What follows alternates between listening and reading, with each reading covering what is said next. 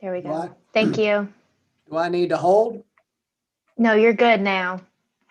Okay. All right. So providing a local residential street system that disperses traffic to multiple points.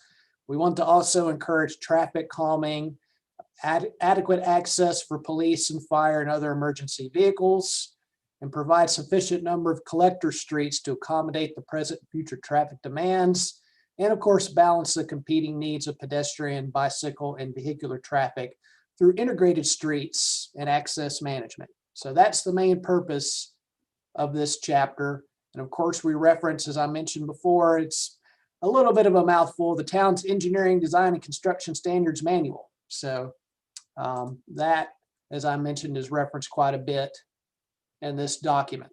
So we start off with the types of streets and what right of way that is required. And we put that into a nice little table here. Now, this isn't meant to be the all-encompassing list.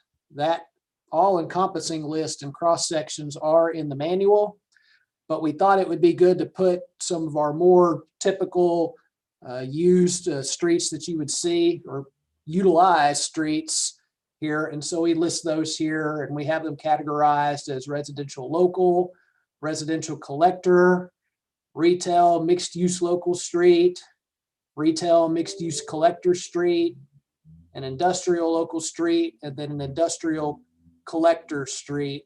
And actually, Matt, I might put you on the spot here just for a moment. Maybe you could just broadly talk about some of the different street types and you know how they look without necessarily having the cross section up in front of them with sidewalks, street landscaping strip, those type of things. You mind talking about that for a quick moment? Sure. I think the residential local is pretty self-explanatory. Our typical lane widths are 10 feet with a 2-foot curb and gutter and the option of going to a stand-up, their typical valley curb. They have a 7-foot planter strip and 5-foot sidewalk on both sides to accommodate street trees and light poles. Then if you add parking, you're adding another additional 8 feet on either side if it's parking on one side or on both. The ditch line street is basically if you're going for a cluster development and you show a low intensity, very small impact in terms of how much infrastructure is going in place. And so there is that option, but it's never been done, I don't think, since I've been here. There are examples that you can see where some were approved in the county and then annexed in. Kensington Park comes to mind. Those are usually larger lot layouts or they're clustered and nobody's clustered recently. Then when you get toward the more retail and mixed use, the changes that can occur there are the width of the sidewalks usually increase, and whether or not there's a planter strip or whether or not in the old UDO, there was tree grates were in the urbanized areas. And so that's for Ardmore, we eliminated the tree grate because the contractor and all the utilities and retrofitting that all in, you got to put irrigation in. It just requires so much additional effort for the one block. It didn't seem that relevant. It really didn't match anything else around the area, but that is what's in our details right now. Then as you get more to industrial, you get much wider streets, much more of a hardscape setup than you would a green space setups. And of course, as your traffic increases, so do your lane widths and things of that type. Matt, can I ask a question? So in certain sections of Millbridge, like Fallondale Road, so people park on both sides of the street, but I don't think that they actually met the requirement at the time, right? But somehow got approval on those streets. Yeah, I don't think Millbridge, of course, Waxhaw is replete, I think, with some legacy issues Millbridge got their typical section of their own approved before we had design standards. And so that was in the original CUP for the overall. And I think when you talk about Fallendale specifically, that was a good idea, poorly executed.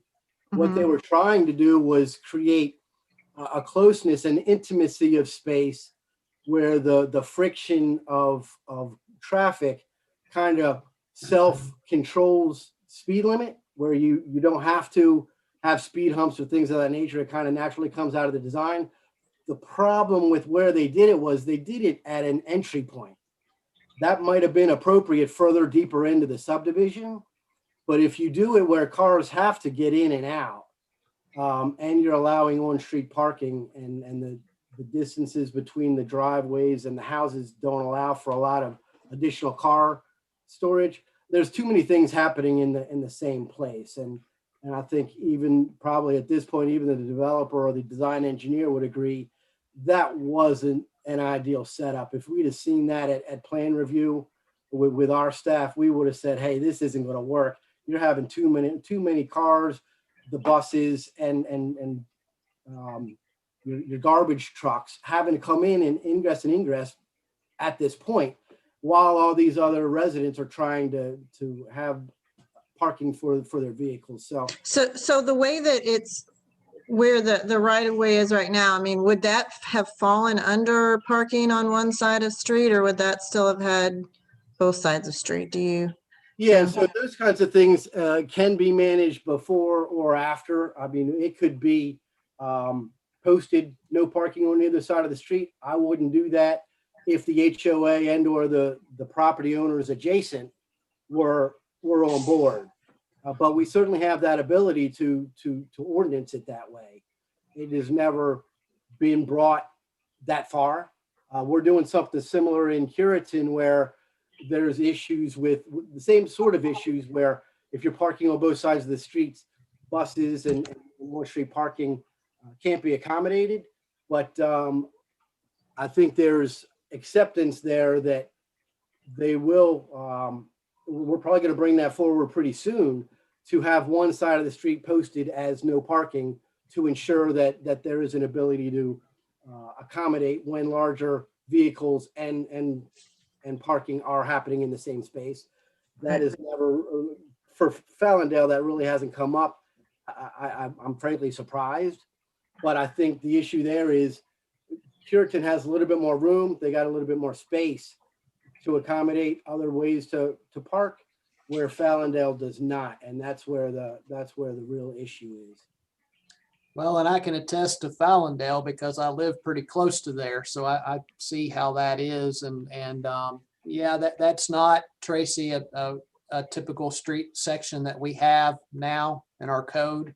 So moving forward, that wouldn't happen again. Okay, that's my main concern, and I didn't know if there's anything we could do about it moving forward. So, okay, so even that would be considered a legacy. Would that be considered a legacy type thing, or?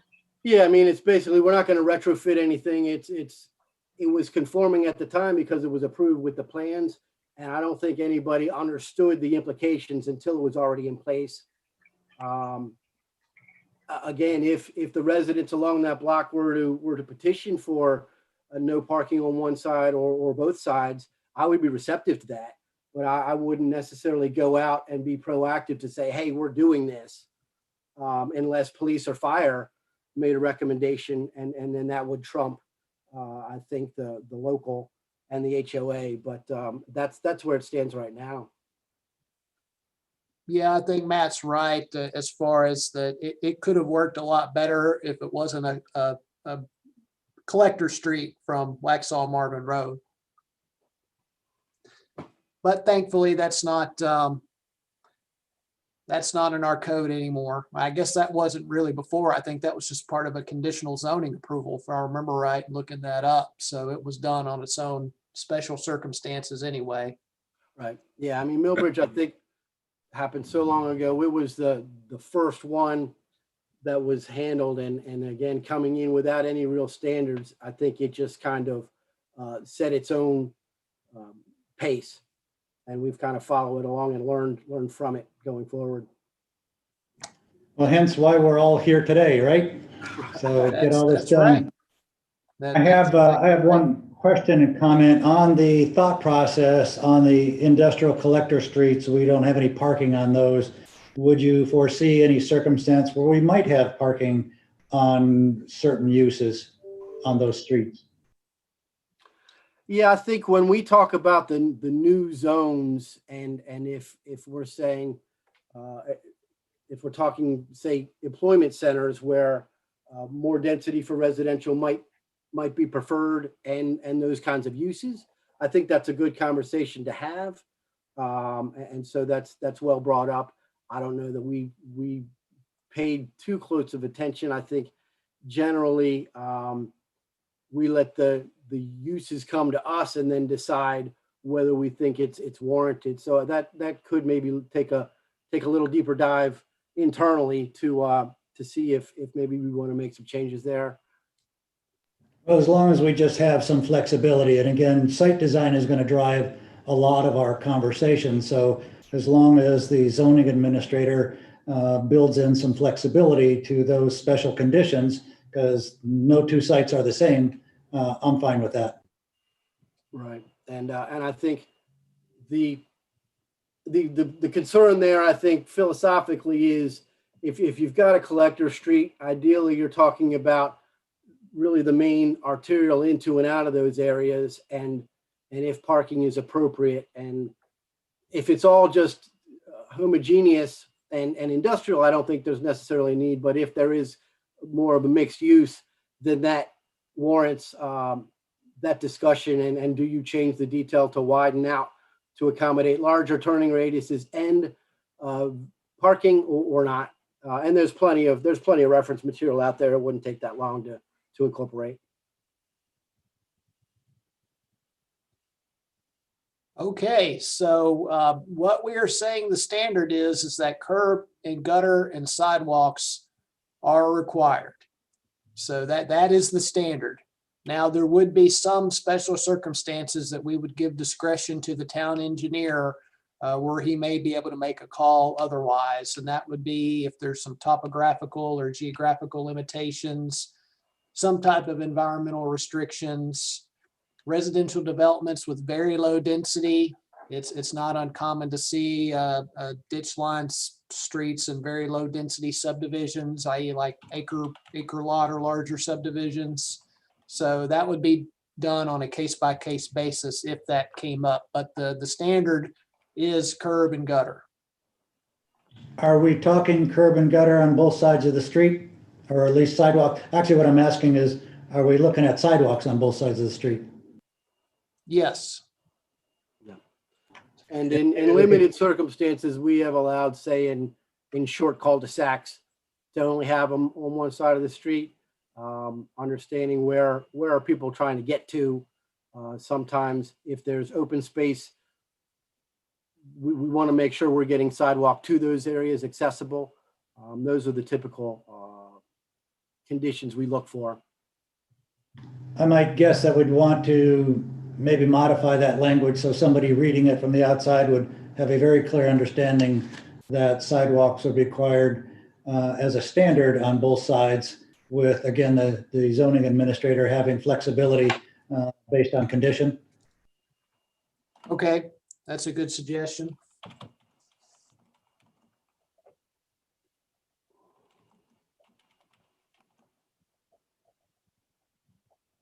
All right. So then we start to get into some other design portions, block length and width, and this is just an illustration to show what a block length would be. They're described in the street connectivity section, so that we want them to have at least 2 tiers of lots for minimum depth. So as you see right here in the middle, you want to have them where you don't want to have just one row with a street on either side, is what that's saying, if we can help it. Then we talk about cul-de-sacs. We're not encouraging cul-de-sacs. We are discouraging cul-de-sacs, but we also know that they still do exist. And if they do that, then we'd only want them to be done on a very limited basis. So we'd review those on a case-by-case basis. And we would also not want them to exceed 400 feet in length if they do add any cul-de-sacs. I mean, we understand still that builders covet the cul-de-sac areas because they're lots that people love to have. We do understand that, but we also, and as you'll see with our connectivity ordinance, over the years, just doing cul-de-sac after cul-de-sac has hurt not only Waxhaw, but many, many other suburban cities and towns with not having enough ways to get in and out of developments. So we're just trying to limit that as much as we can.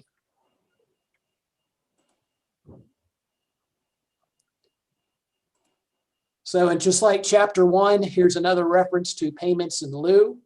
So we will accept payments in lieu under the following conditions: that circumstances would cause the construction of the street right-of-way improvement to be impractical.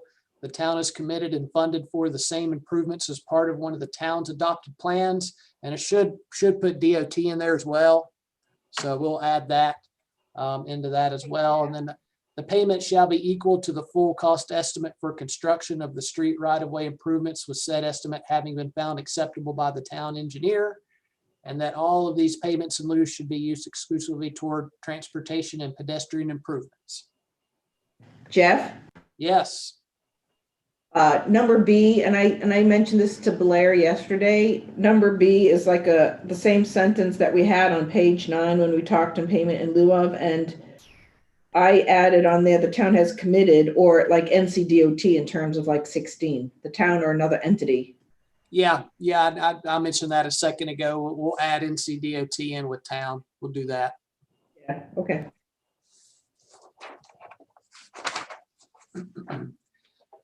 So, and then we get into connectivity. And of course, this is what the board at the time approved a little over a year ago. And so far, this has worked well for us. And the main thing that we're trying to achieve is a ratio of 1.4 or greater. So what that means, let me get down here to this is really what shows it very nicely here. So you take the links and you divide them by the nodes. So you take this example here, example 1, the links are the areas between the nodes, and the nodes being the green dots. So you have 1, 2, 3, 4, 5, 6, 7, 8, 9, 10. So you have 10 links. You divide that by 8 nodes, or the intersections there, but you count also the end of the cul-de-sacs. So this one does not meet our connectivity ratio. It's 1.25. And of course, what this shows, they take out this cul-de-sac here, provide that additional ingress and egress out of here to the south as they had to the north. You do the math again. This does meet it because it comes up with a ratio of 1.6. And so you'd see where if you had a bunch of lots laid out here, they would all be going north to this one location. In figure 2, they now have the ability to go south at some point. So it just disperses the traffic both north and south. So that's really the gist and the idea, so that whenever we get a subdivision plan in, or any other a townhouse development, whatever it is, we run this ratio through to see if it meets it. And so this is really the test here. And so far, it's worked really well for us. Jeff, while we're on this diagram, I just want to point out that it's other connectivity rules. This is just a measure connectivity, but there are rules about the connectivity in the ordinance that when as they're put into place, now that they are put into place, it helps create this greater ratio. For instance, the segments 12 and 13, I mean, those are requirements that the connectivity ordinance has for, connecting to adjacent subdivisions or adjacent roads. So it's just those rules themselves, and with the exception of that segment number 8 there, that has brought this ratio down. So it's the ordinance itself that helps the developments meet this ratio by having to meet those other ordinance requirements. Yeah, and you think about, just like a lot of suburban cities and towns, I mean, a lot of the subdivisions that we have along 16 that filter all out to Highway 16. It's the one way in, one way out. And, if we had applied this back when those subdivisions were happening in the 1990s and forward, I think we'd be a lot better off today.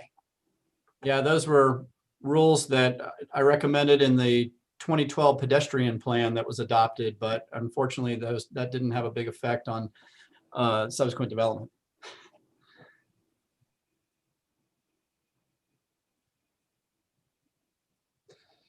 So in here we talk about non-residential sites providing street connections to adjacent properties, and we take into account future development or redevelopment of these properties. So they must provide an organized or complete street network with an emphasis on connectivity throughout the development and for future adjacent developments, so as deemed by the zoning administrator. So that includes non-residential, but we're also including multifamily and mixed-use developments of greater than 5 acres. So we're saying that they have to have an organized street network if they're larger than 5 acres and have to have connectivity to the adjacent parcels. And then here's some basic standards that they would have to meet: vehicular spacing on the street, have to have no less than 150 feet from a signalized intersection is one example. Here's one, number 5 here, that I'll point out. Adjacent out parcels must share access drives. Where access cannot be shared is determined by the town engineer. The minimum driveway separation shall be provided. So we really want to encourage access in and out parcels. And we'll talk about cross access here in a couple of minutes. Then we've got some specifics about the street arrangement, so that the proposed street system shall be designed to provide vehicular and pedestrian interconnections to facilitate internal and external traffic movements in the area.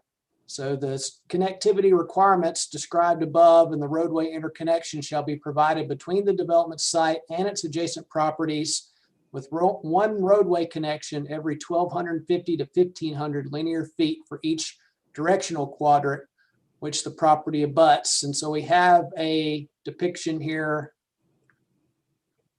of a directional quadrant. And so maybe I'll let the engineering expert chime back in here again, Matt, and describe what this is showing and what we're saying here for this section. You want to chime in, Matt?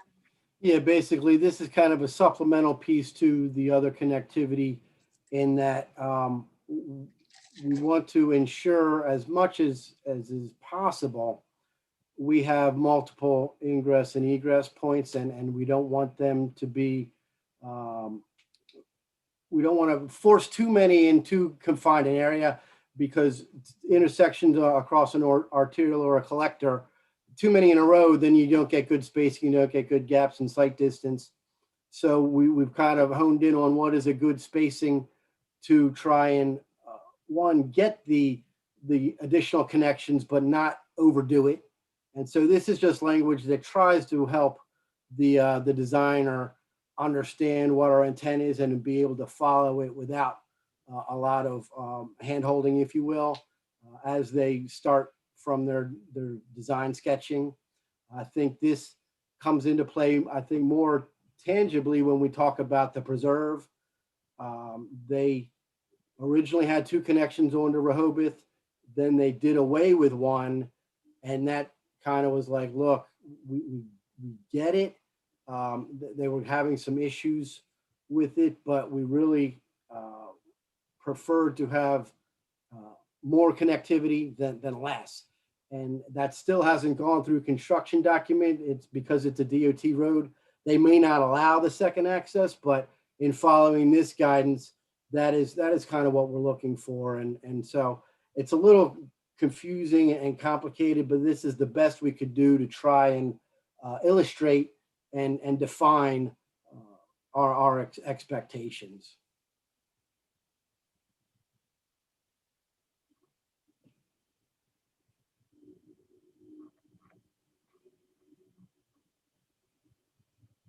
So we've got some exceptions too.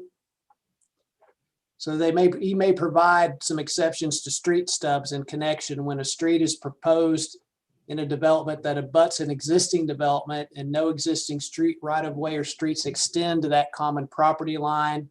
And there are no factors that indicate an intent of such. So that would be one instance. And then there are no apparent safety issues such as inadequate fire and police protection, response capabilities. Land use relationships are not consistent or not compatible as determined by the zoning administrator. And then creating future connections to state highways is discouraged. However, the town engineer may provide an exception when a property abuts a state highway under the following circumstances.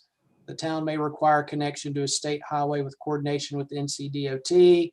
Town may require shared access when possible. Town may limit access to a state highway if alternative access is available. So this is kind of working with the NCDOT, and it particularly comes into play on like corner lots, things like that, where they really want to limit the access onto the state highway. And that's giving us discretion to be able to kind of enforce that as well. Jeff? Yes. So I know like just recently it's kind of come up, this whole paper street thing that we have in town. Is there anything that addresses the paper streets in any of this, or is there something that should do that? In what way were you thinking, Ann? I don't know. I know we have all these things in terms of streets, but we also have like paper streets, or in terms of, or would they just apply, or would this all apply to what those are? Well, so the paper street is really just an unopened right of way is what it is. So, you know, if a development comes in and they're wanting to develop in a paper street area, then of course we would determine at the time whether that would be appropriate to open up that street and really turn it into something other than a paper street, where then it would have to meet one of our street standards, depending on what type of development it is and what type of use it is and what standard street section might work for that particular development. I don't know. I can't really think off the top of my head anything that we could really do or say to address paper streets in the code, though. You have any thoughts on that, Matt? Yeah, I think I remember back when this kind of was a confusing point, and I wasn't a participant in the virtual meeting, so I couldn't help to chime in. But I think the context for why there is a paper street, it goes back to zoning and the access requirements for properties. Back in the day when parcels were subdivided, and even today, if they're subdivided for whatever reason by an owner, and you create lots that don't have access to a public street, but you're not planning on building that street, you're not developing the lot, you're just subdividing, you have to put in that right of way, which is i.e. a paper street. So it shows how legally someone who's buying a lot that now it looks like an interior lot and not fronting a public street, a current street, that's when the right of way gets deeded, and the rights to the future property owner who might develop has the ability to then complete that street connection and meet our town code. So that's why we have paper streets. And in an instance where we're talking like the Villages of Waxhaw plan, when they come in and they buy all the properties and own both sides of the paper street, does it necessarily make sense to build the street how it was originally laid out? Or does their new plan and how they want to develop and then provide access have a better option? And so that's where the town and the developer would kind of work together and say, okay, the paper street doesn't make as much sense with what you want to do, and we can agree that it doesn't need to follow that original blueprint. Again, because all the other requirements are going to be met by their approved plan. And so that's why they exist. And it's not really the town. It was never intending to build those streets on its own. They were just there to make sure they are legally conforming when you subdivide a lot, but you're not developing it at the time. Well, thanks for clarifying that, because I think, when some of the things that came up for our decisions and you see paper streets, it got very confusing. So clarifying that for us really is helpful. Thanks, Matt. Sure. All right, so next we have pedestrian and bicycle connectivity. So we have a few points there. When lots abut trails, parks, and open space, they must provide access ways at a minimum of every quarter mile. So, we're trying to encourage more pedestrian connectivity. And then where we have a cul-de-sac within a development, that's the ideal place to provide access to trails, parks, and open space. And a lot of times when you see these developments plans come in, more often than not, that's usually where the access winds up being. We're also talking about when you have two cul-de-sacs that are within fairly close proximity to each other. In this case, within 300 feet of each other, then we have pedestrian access ways that connect those two cul-de-sacs. And so we're also have a surface width requirement, 5 feet, with at least a minimum of a 6-foot right-of-way or some type of easement, and then a surface treatment of a smooth compactable material that is accessible for wheelchairs and strollers if possible. Includes asphalt, concrete, and crushed stone. I mentioned cross access before. So cross access for non-residential developments. So what this is if you have two private properties that are next to each other, say one is a bank and the other one is vacant, or say there's a proposed bank next to a vacant piece of property, you want to require them to have a connection. In this case, usually it's called a cross-access easement, so that when the next property develops, say a drugstore wants to locate next to the bank, then that drugstore can then tie into that little opening connection that the bank left there. And what that does is that allows for internal circulation between the bank and the drugstore, instead of somebody having to go out the driveway of the bank onto the street and then turn back into the driveway for the drugstore when it's just on the next parcel.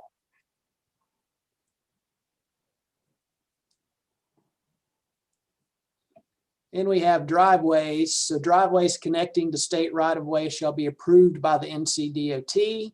Wanted to make that clear in our code. Driveways connecting to the town right-of-way shall engineer. And of course, we have our own driveway permit process that's part of the construction document phase, or part of the construction document reviews. And of course, the town reserves the right to close driveways on redeveloped lots, as well as any drive-in parking. That the town may require the realignment of a driveway or allow a shared access driveway with adjacent properties when developed. Next, we have greenways. So we have greenway locations and alignments shall be approved by the zoning administrators depicted on the town's adopted plans. Public greenways may be located along town right-of-way adjacent to streets or through private property if an easement for public maintenance is required. And then the rest of the chapter has to do with parking and parking ratios and a bunch of other different parking standards, including shared parking standards, aisle widths, the dimensions of the spaces, things like that. And I am going to let Madison come on here and walk you through that. And Madison, you can just tell me when to scroll. Okay, thanks, Jeff. So one of the biggest issues we had with our current ordinance is trying to find parking standards that meet the use. So a lot of it was us filling in blanks or trying to make a use fit with a certain parking requirement. So when we dive into this, we kind of updated the parking use table as we did our general use table. So just wanted to start with that.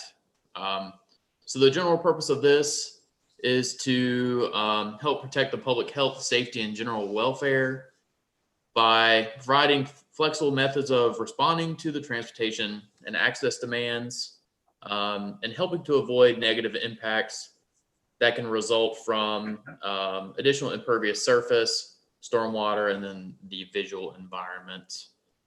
So if we could scroll down a little bit. So the applicability of this, the generally is for off-street parking and loading requirements as required in this chapter. So this will apply to new uses and development. So if a new commercial development comes in, they're wanting to do kind of a bank or a drugstore, they would follow this requirement as far as parking. This will also apply to change of use. So if a bank was approved a few years ago and now they're changing to a, I don't know, a fast food restaurant, the change of use of that would then fall under this, where they'd have to update their parking ratios. And then of course, finally, for the enlargement or expansion of an existing use. So this kind of updates the amount of parking spaces if a particular use is expanding. So, so getting into the off-street parking requirements, all off-street parking and loading areas shall be paved. Lot location, so parking lots shall be placed behind or to the side of buildings where practical. So kind of similar to the requirement for gas station canopies or gas station fueling, we kind of want the building on the forefront versus having a big parking lot as the first thing that you see. So off-street parking is not permitted in front of the primary building facade, except where specified in an adopted street section, detailed as a public plaza or as approved by the zoning administrator. And then moving to point C, limitation on uninterrupted areas of parking. So it's talking about you limit the size of a particular parking lot. So you break it up either by building or by landscaping features. And so in chapter 8, which we'll view today, if we have time, we'll kind of go over the parking lot landscaping for general parking lots. So moving right along, dimensional requirements. These are just kind of the general dimensions of our standard parking spaces. And so we specify the standard 90-degree parking space. But all these are also listed in the engineering design manual. So that's why you see it listed here. And so moving to paving and maintenance, specifies the type of paving material. So asphalt, concrete, brick pavers. And then it talks about the maintenance of parking, stacking, and loading facilities.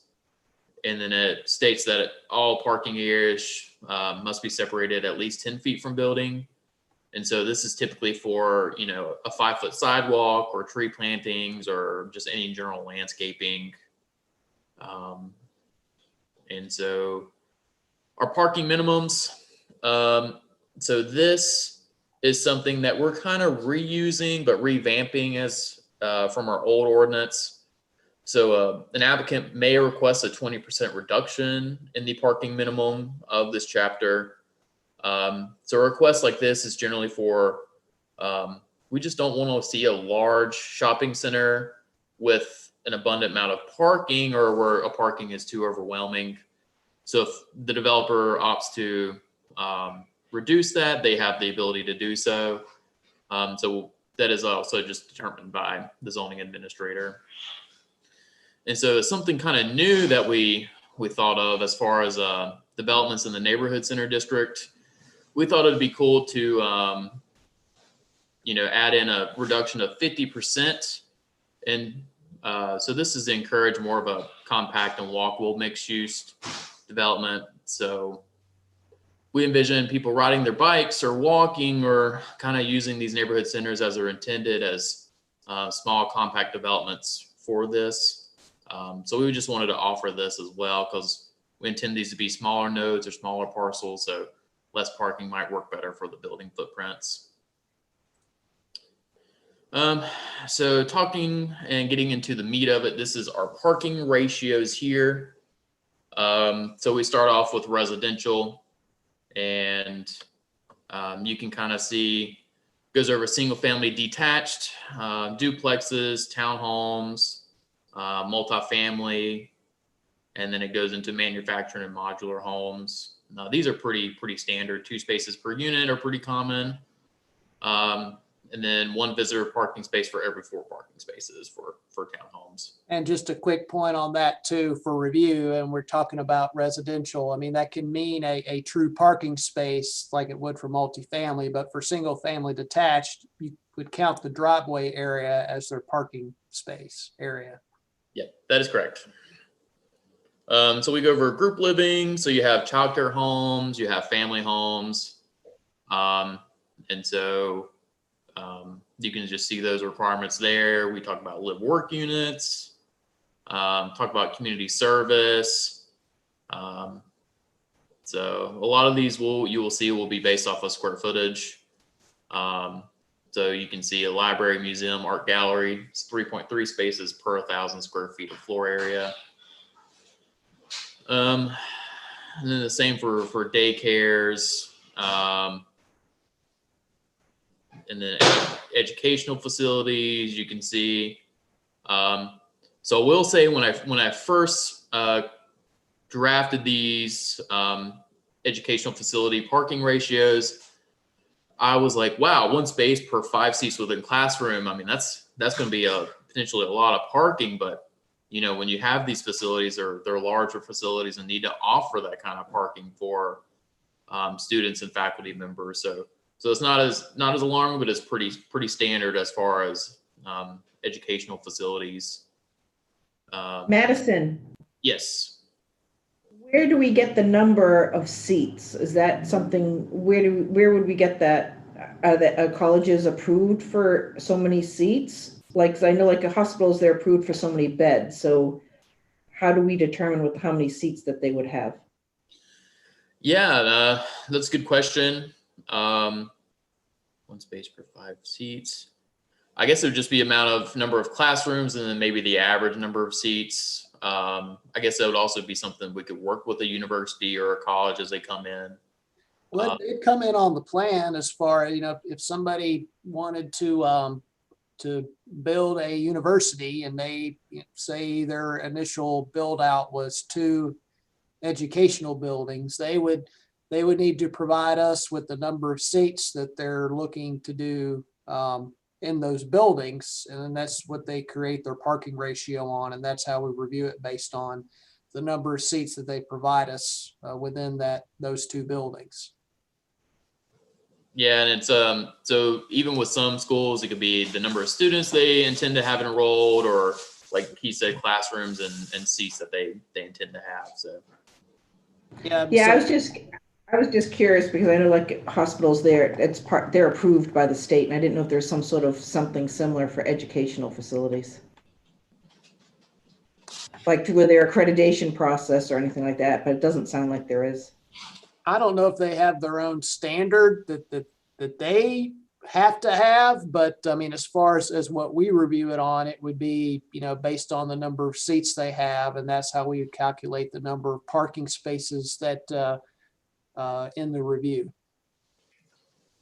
Yeah, in their submittal, they have to set a maximum number of students because it's involved in the TIA and trip generations as well as the parking counts. yep, good point, Matt. So we cover government facilities, which is us, healthcare, you have hospital, as you mentioned, 2 spaces per bed, medical clinics, and then just a general other use if it may not fit within the hospital or medical clinic. Institutions, talk about childcare, nursing care, mental health, parking in open spaces. So these are just general requirements for cemeteries, public parks, and then just other categories that we may see that may not fit necessarily with that. So we cover utilities as well. We have spaces requirements for those. Entertainment, we have the swimming pools, tennis courts, country clubs, gyms, spas, indoor tennis courts, even horse stables. So we kind of cover a broad use of uses here for entertainment. Then also we have an other section for this too, if something may not necessarily fit. So moving right along, we have office use, medical office, particularly is pretty popular. And then we have just all other offices as well. So we have overnight accommodation. So you have your bed and breakfast, your hotels. We cover restaurants. So your drive-through versus your casual or sit-down restaurant. Retail sales and services. Convenience stores, shopping centers, other underdetermined. So that's more of retail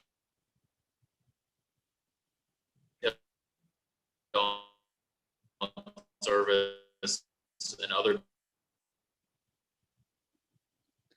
Uh-oh, Madison froze. Huge projects, animal services, veterinary versus kennel. I'll pick up here for the moment while Madison's frozen there. But so animal services, 5 spaces per 1,000 square feet. That's pretty standard throughout for that type of use. Self-storage doesn't have a whole lot of parking space demand. And you got vehicular sales and service, car washes, pretty heavy demand for parking there, as you can imagine. Making sure that it's stacked back through the area very well. You got vehicle sales, rentals. So those, you have a pretty good helping of spaces there. Hey, can you hear me? You're back. All right. Yeah, sorry. No, it just immediately dropped screen and there was nothing there. So Well, I apologize for that. pick it back up there, Madison at Employment Center. Sure. Employment Center, one of our new uses that we're adding to our zoning districts and table of uses. So you have your light industrial service, 2 spaces per 1,000 square feet. Your more flex space or office space, you have different requirements there. Manufacturing, production, warehouse and freight. We try to cover the very broad topics for those. We've included agribusinesses, greenhouses, farmers markets. So that's kind of our I would say our table of uses for parking ratios. And then, of course, if you have some use that's not listed there, then the zoning administrator just makes the determination what the parking ratio would be, what best fits for that particular use. Yep. So we wanted to do something a little bit better where we can kind of work with, and then the zoning administrator can kind of apply off-street parking ratios to specific uses as deemed necessary. So then we can move on to K, pedestrian corridors. This is for the parking lots that you see where there's maybe not as well of a safe pedestrian corridor to get you from, the very end of the parking lot to the store itself. So we wanted to kind of ensure that pedestrians can safely move from their vehicles to the building. So for a larger parking lot where you might see, you want to be able to channel pedestrians from the car to the perimeter of the building. And so we wanted to delineate those by paving materials that are different, having plantings to provide shade and provide an edge to where it's more safe to cross and to get access. Hey, Madison, just a quick note. In the book that I have on page 152, and say 151, they don't match what you have on the screen. Does anybody else have that as well, different from the screen? I do. We both do here. I don't have pedestrian What's corridors on in the my book. screen, what's on the screen incorporates additional revisions that we've made. A lot of it based on your input from previous meetings, but also other things that we've picked up along the way since those hard copies that we sent you. But are there any, please point out anything in particular that you think might be at variance that we can double check? Well, it's not necessarily, I wouldn't say it a variance, it's just in the formatting for one.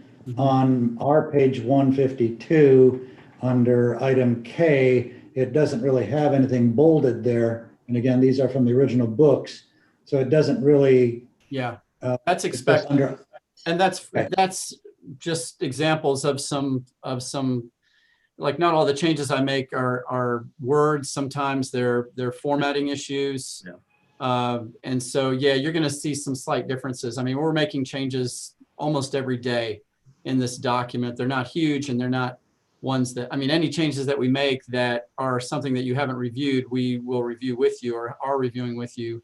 But there are some formatting changes that just to make it more, the document more consistent throughout. It's a long process. So I'm always catching some things that, need to change to become more consistent internally. Okay, so maybe going forward, and I don't know what the interval will be, but maybe we can get some substitute pages as we go through this when we're maybe near the end of the document. So by the end of this process, we'll have a pretty complete book. Yeah, what we intend to do is when we get towards the end of this, is we can go over all of the edits that we've done, try to briskly go through them. And for that one in particular, like in your book, you have 152 that under K, that pedestrian corridor, was supposed to be separated out. And that's something that we caught when we were going back through about a week and a half ago, right after we had our last set of meetings, and we were reviewing this ahead of time for these meetings today. We said, oh, okay, we catch that. So we need to go ahead and make that its own paragraph. So, and then of course, in some of the modifications that we've done based on what you've provided us, it's added a page or two to the code so far. And so that's why you see those little shifts. Okay, we'll just, I guess at this point, we'll just make notes on our copies. And then when it's appropriate, then we'll get the latest and greatest revisions from you guys, or maybe even a completely new book. I want a new book.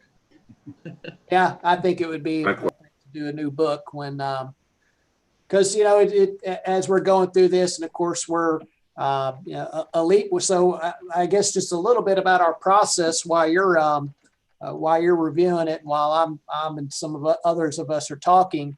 Elisa is recording every single thing that's talked about or discussed here, and then as soon as our meetings are done, she gets those forwarded to us, and then we'll of course download all this sometime tomorrow probably, and discuss all the different things that have been talked about and how we change it, how we tweak it. And so that's our process. And then on top of Elisa recording these changes, Blair is doing that in real time, and then I'm writing them down as well, so that three of us are making sure we don't miss anything that's said. Thank you. Blair, Yes. right here under A where it says parking ratios, you probably should add the word bicycle parking ratios in front of it. Okay, I'll do that right now. Because B has bicycle parking. Yep. So we couldn't have a parking section without having bicycle parking ratios. So you can see those here. Public and institutional uses, we have 1 bike parking space per 15 parking spaces. Single family attached and multifamily. You have those like clubhouses or recreation buildings, and you have 1 bike parking space per 15 parking spaces. And then you see the other uses throughout. So even for churches, for schools, and then you have golf courses, theaters, health clubs, convenience stores, restaurants. And then for employment uses, we have even parking ratios, bicycle parking ratios for those. And so as part of the design and location for these, we want bicycle racks to be of high quality construction with those particular shapes there. The bicycle parking space shall be in accordance with general accepted design principles. Racks shall be secured to the ground on hard surfaces. They shall be located no closer than 3 feet from any wall. And that's just for spacing for the bikes.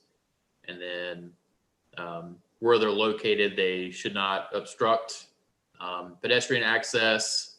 And then they should be placed no more than 50 feet from the building entrance.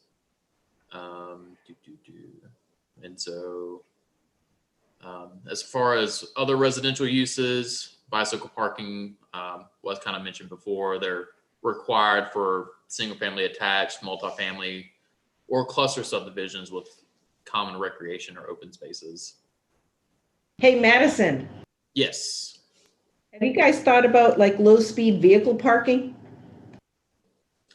Ooh. We have not. That's that is definitely unique.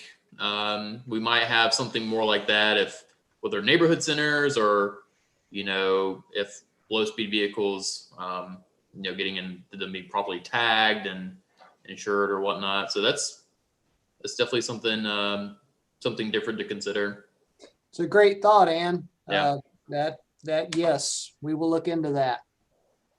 Well, I was just thinking, because we're, putting these standards in place is trying to encourage people to use alternative forms of transportation. And that may be something futuristic or something that might come up. Well, not so futuristic in my neighborhood, but yeah. For That's a sure. good And thought. I'm Yeah. sure there's plenty of municipalities who already have standards kind of for that. Like I'm thinking of like a beach community where you see more golf carts than you do actual vehicles. So that's a good thought. Kind of near and dear to my heart since I have 2 of them. We'll see what's out there. Yep.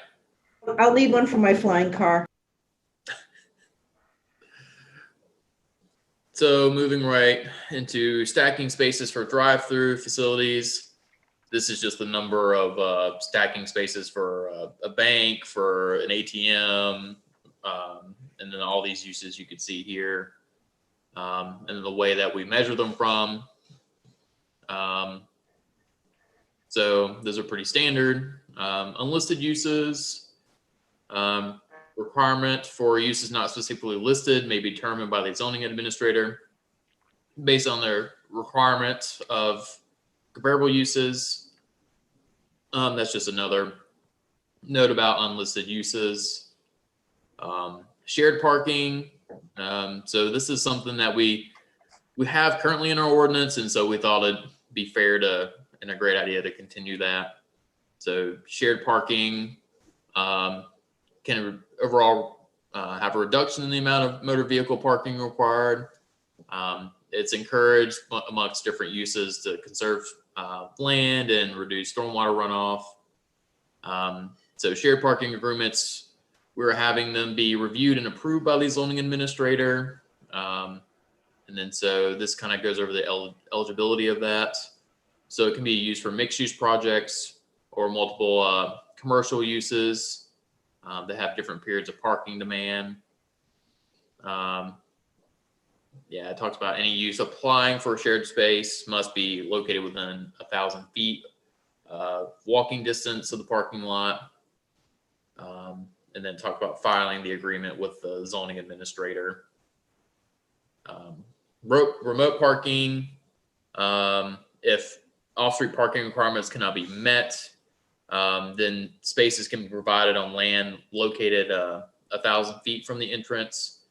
So this is if there's 2 development and on an adjacent parcel, they could have remote parking for their use. And so this just kind of defines some of those additional requirements as far as a remote parking. Moving right along. So loading spaces, every retailer, grocery store, restaurant usually needs a loading space for trucks to unload and or offload. And so loading spaces shall be provided on the same parcel as the use they serve. So loading space needs to be on the same lot. Loading and unloading operations shall be completed without obstructing any public right-of-way or parking space. Loading areas may not be located within 50 feet of any residential property. And then this talks about the design of it as far as the width and length, getting access to it, and then that it, like stated previously, must be surface the same as the parking lot. So they couldn't just do a gravel 10 foot by 30 foot area for loading. And so this goes over the minimum number of loading spaces, and then specifically mentions that no loading spaces required in the Main Street zoning district, because you really don't want to use that much space just for a truck to unload and load and unload. And then we have a different requirement for the industrial retail as far as loading spaces. You can see there. And then finally, I believe this is the very end of it. The zoning admin has the authority to waive or modify the requirements. One of our new favorite phrases for this ordinance. So that's just for the parking section in itself. I have a few questions. Okay. So, and I'm not sure where these two items would fit in here. What about like for valet? If a restaurant wanted to do a valet service, would that apply into the parking section? I could see that it could, but that might just be something that is just reviewed as part of the site design or site plan review, as far as access in and off of a public street or state road. So I think maybe not necessarily as parking, because I think I see in valet as the constant movement of vehicles rather than having it more as, 3 parking spaces for every 1,000 square feet of the building for valet or something. But I don't know. I mean, unless Jeff, you have any different thoughts about that specifically? Well, like if you had valet parking for a restaurant, for an example, I mean, you'd still base the ratio on the number of seats in the restaurant.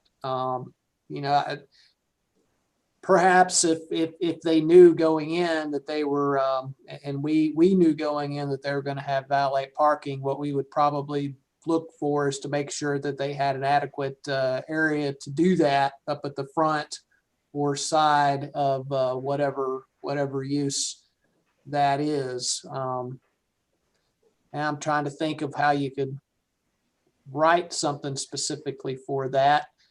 I can't think of anything off the top of my head, but I tell you what we'll do is we'll note it and see what's out there and see if there's some kind of standard, something like that might be useful, and plug that in if we find something. Yeah, because I'm thinking of like a stacking space requirement, kind of like for a fast food. There's a particular number of cars that you want to be able to fit to a lane as far as them moving the cars in and out. So I could see us finding kind of requirements for that in case we do get a use like that, where we have a restaurant that wants to offer valet service, where they have enough of a stacking space to have 4 to 6 cars. In some high urban areas, if the parking requirement cannot be met for that specific use at that specific location, and yet we know what the body count is, then they were also, in other areas, they're also allowed to secure off-site parking equal to that amount. So it could be, I guess it maybe could fit in on this 1,000-foot thing they were talking about, but it doesn't necessarily have to be that. It could be, a half mile away, as long as the parking spaces are secured in that off-site location to match the parking requirement of that building. Yeah, I think we'd be okay with something in that instance on the rare case that it would happen. And I think that would be in the discretion of the zoning administrator to allow. Likelihood of that's probably pretty small, but you never know. But, the valet, I guess when I go see my dad down in South Florida, I mean, all the restaurants there, even the chain restaurants like the Carrabba's and places like that have valet parking, which I guess is normal for down there in South Florida, but not so much up here, at least not yet.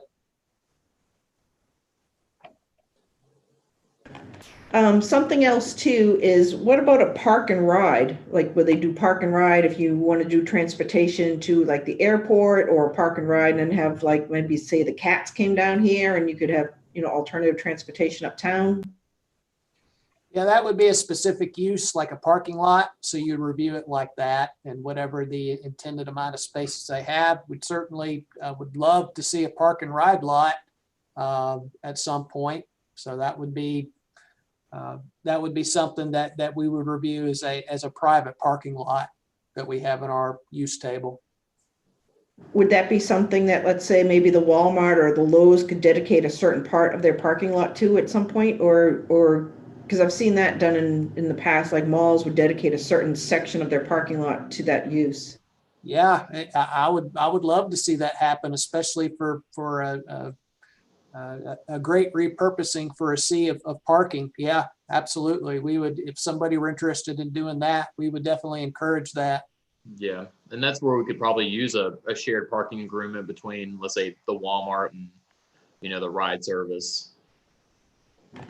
It also kind of goes hand in hand with maybe an adjustment in the one-time approved parking requirement. Could grant a modification to that particular property owner to reduce their requirement if we have this alternative use. Yes. And what we found now is as opposed to not that long ago, they really don't want as much parking as they used to. They, meaning a lot of builders, a lot of developers, they tend to err on the smaller side now more than just doing more and more parking. So that's a good thing. Yep. Well, you're seeing it all over the uptown areas where they are doing exactly that, repurposing those vast seas of asphalt with additional buildings because they found out it was underutilized. Well, they were designed for Black Friday, really is what they were designed for. And of course now, from other reasons, I'm not sure Black Friday and the holiday shopping season really is going to be the same for quite a while. So yeah, I mean, there's even more reason to have less parking spaces. And, it also makes a difference environmentally, less impervious surface, less reason to treat the water drainage issues, things like that. So it all matters. Just going back to the mayor's thought there, maybe something in the code you might want to consider is if, that we would give an incentive or a reduction in parking spaces if there was some type of a park share or ride share or something in there. Okay. Kind of encourage that. I don't know, that's just a thought. Yeah, for sure.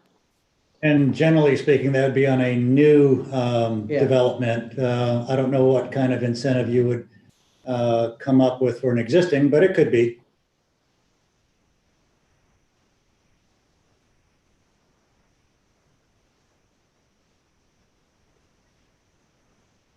Yeah, and in this instance too, I mean, you really want to put the onus on the user to know what kind of parking they need too. So, and usually they're pretty darn good at knowing the amount of parking that they need. Okay. Any other questions about 7? Well, maybe one comment, maybe we're at a good break point here. What do you think? Yep, that's exactly what I was thinking.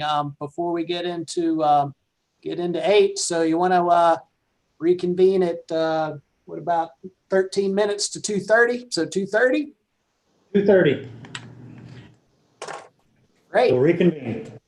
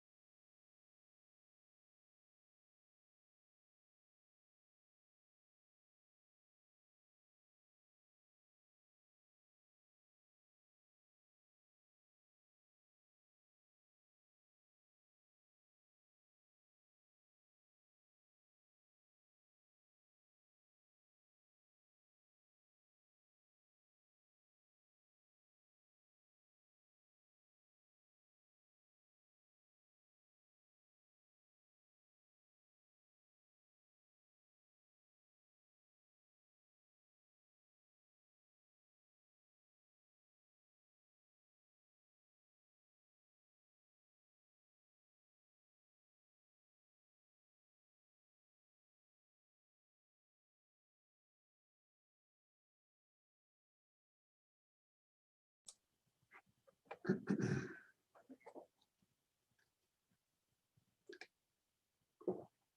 gonna fix it, get rid of that bar. Okay, we're going to do a couple adjustments here on our screen, so bear with us for a minute.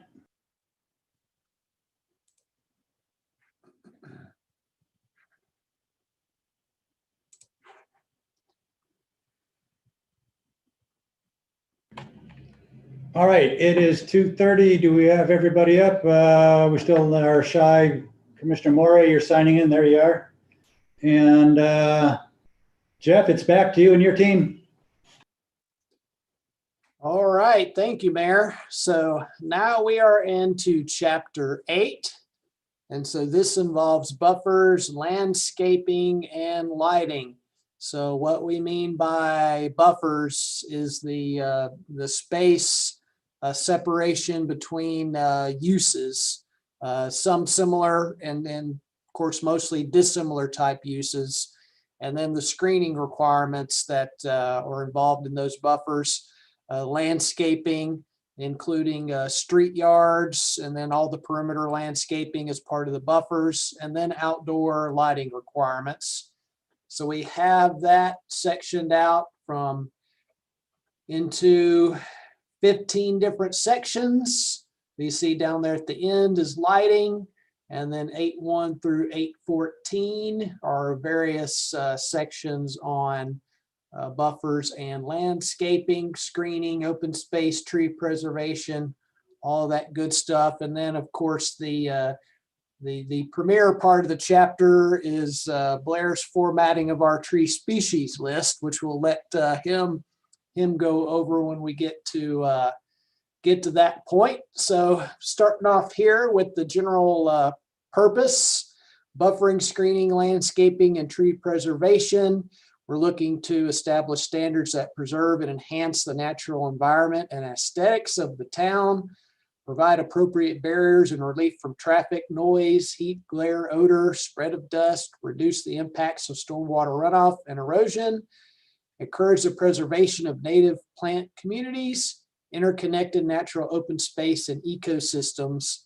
Furthermore, the intent is to provide a visual screen between certain uses to minimize potential nuisances, reduce the visual impact of aspects of adjacent development, provide an enhanced sense of privacy, and to establish procedures and standards for the administration and enforcement of these regulations.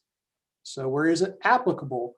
All zoning districts and uses are subject to the requirements of this chapter. All new development or substantially modified existing development shall provide landscaping, screening, and buffering, as well as tree preservation. So where existing vegetation is insufficient to meet the prescribed requirements, additional new landscaping material is required. Of course, we want to stress that we don't want anybody to tear down any existing vegetation just to put new vegetation, but if they don't have enough existing vegetation to meet the requirements, then we'd have them fill that in. We're specifically looking at new development rather than grandfathering in old. Is that what you're speaking to here a little bit? Just kind of say when you talk about where existing vegetation is insufficient? Yes, it'd be for new development. That's correct.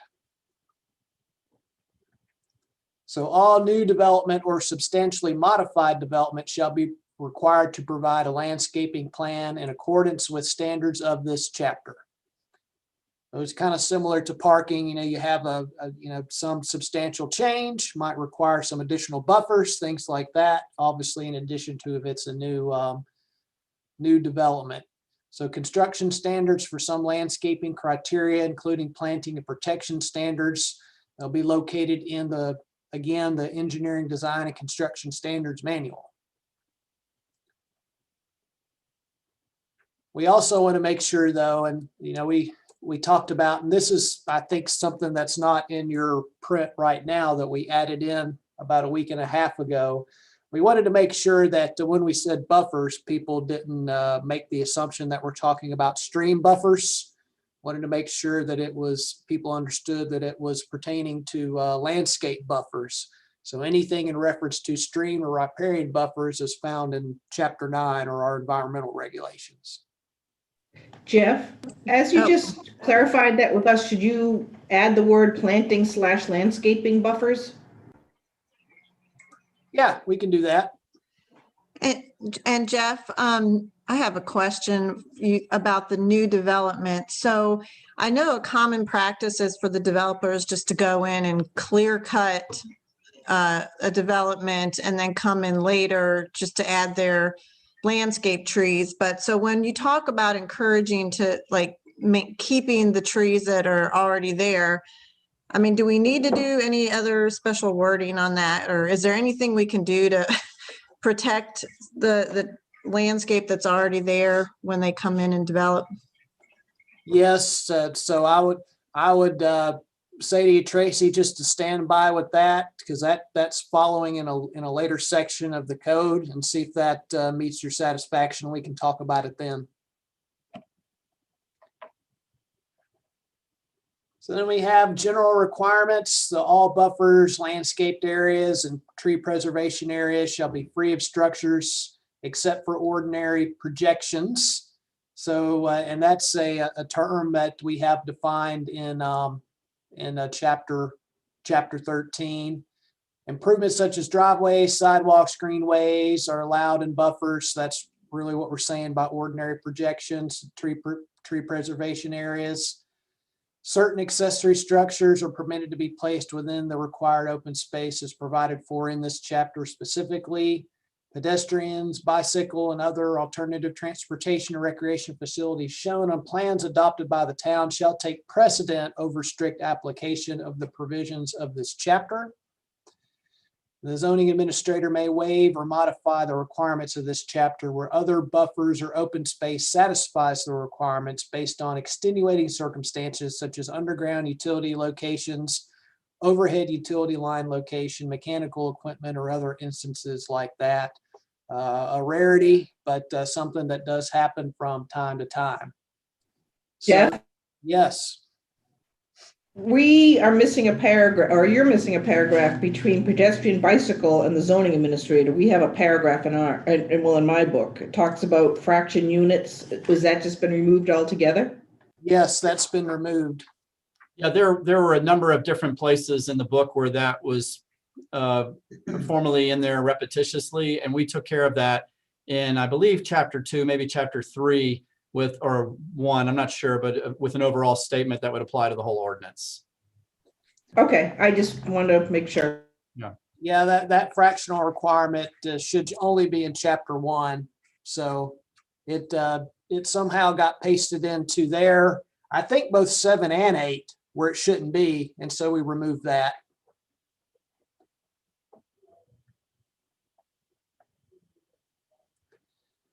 So first and foremost, as far as our yards, we have street, front, side, and rear landscaping yards.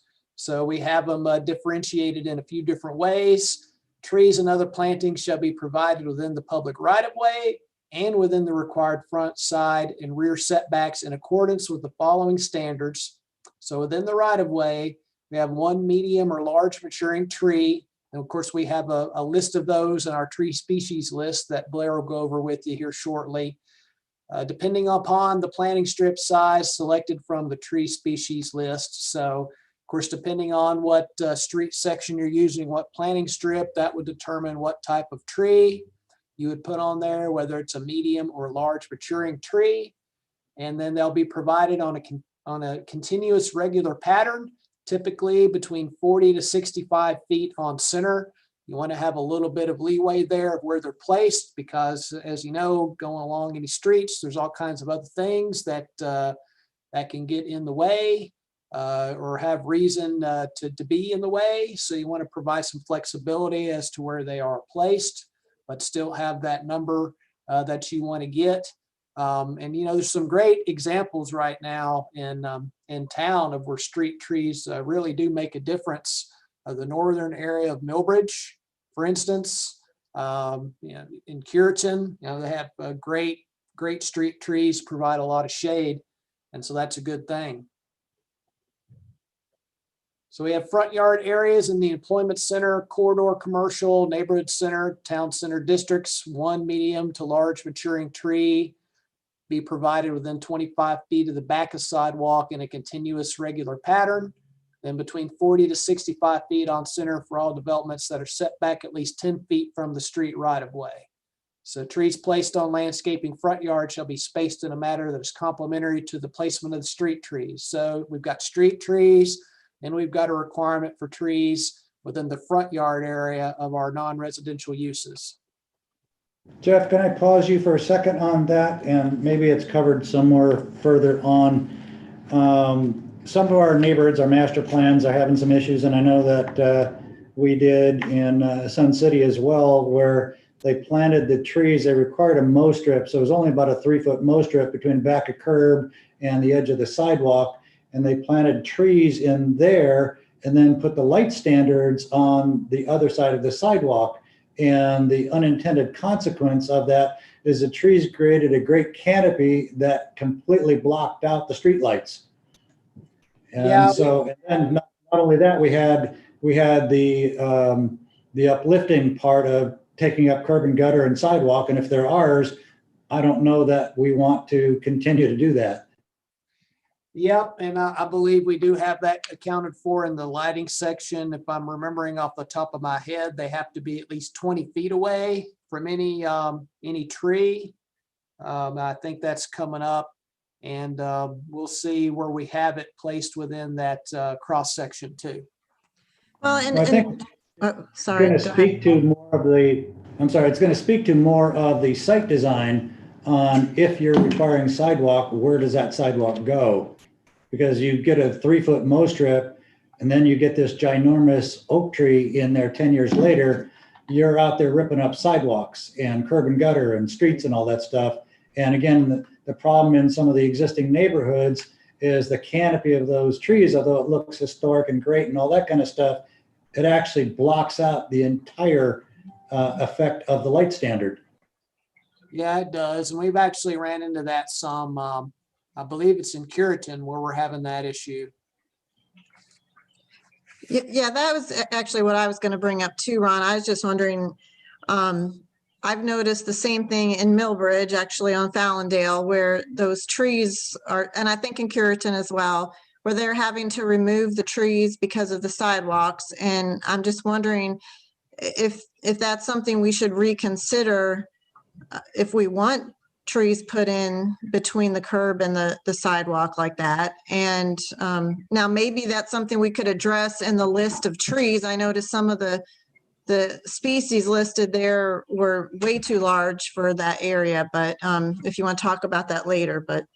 We do address a number of the issues that you all are bringing up have to do with planting strip width and the kinds of trees that are appropriate for which width. And that's something that we gave a lot of attention to when we laid out the new tree species list and when we provided code for the planting strips. So this chapter will address that a little bit later on. Great, thank you.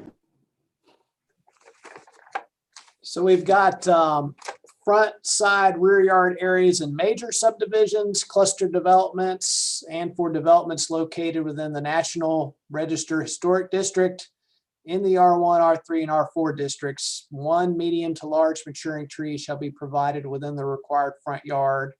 Then we've got 2 small, medium, or large maturing trees shall be provided within the side or rear yards, 1 of which shall be medium to large maturing variety, and then 4 shrubs provided for each required tree that may be located anywhere on that parcel.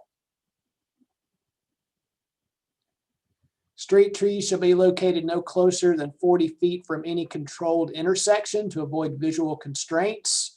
Want to try to not have any trees blocking any visibility from people trying to make turns. And so we've got street trees shall be located no closer than 20 feet from any street light unless approved by the zoning administrator. So that I think that partially addresses your concern to this point. And for street sections that do not provide a designed planting strip or a landscape front yard in the main street, town center, and neighborhood center zoning districts, 1 small to medium maturing tree shall be provided in a tree well located within the public sidewalk. So I want to provide that option where it might be appropriate at some point. They would have to be between the 40 to 65 feet on center, have to be selected from our tree species list. And then they have to have at least a 5-foot width for ADA compliance to be able to get around the tree well. Break again, do we address the radiuses, the line of sights for the intersections? I know we're talking about trees here, but you can also have some pretty large bushes that people plant in those inside radiuses that you can't see around the corner. We have site triangle requirements, and they're in the engineer and design manual. Great. So we got built elements such as fences and walls may be used to enhance the character of the streetscape for developments that provide a landscape front yard, as long as they conform to our Chapter 6 design standards. We have streetscape planning should remain consistent for a minimum of one block face utilizing the same or similar tree species. So we're just saying, you know, you can have an assortment of things, but prefer to have some similar type of layout from block to block. Properties located along the corridor overlay district shall also meet landscaping requirements in Section 4 of this code. So if you recall back to there, we had some additional landscaping standards for along the corridor.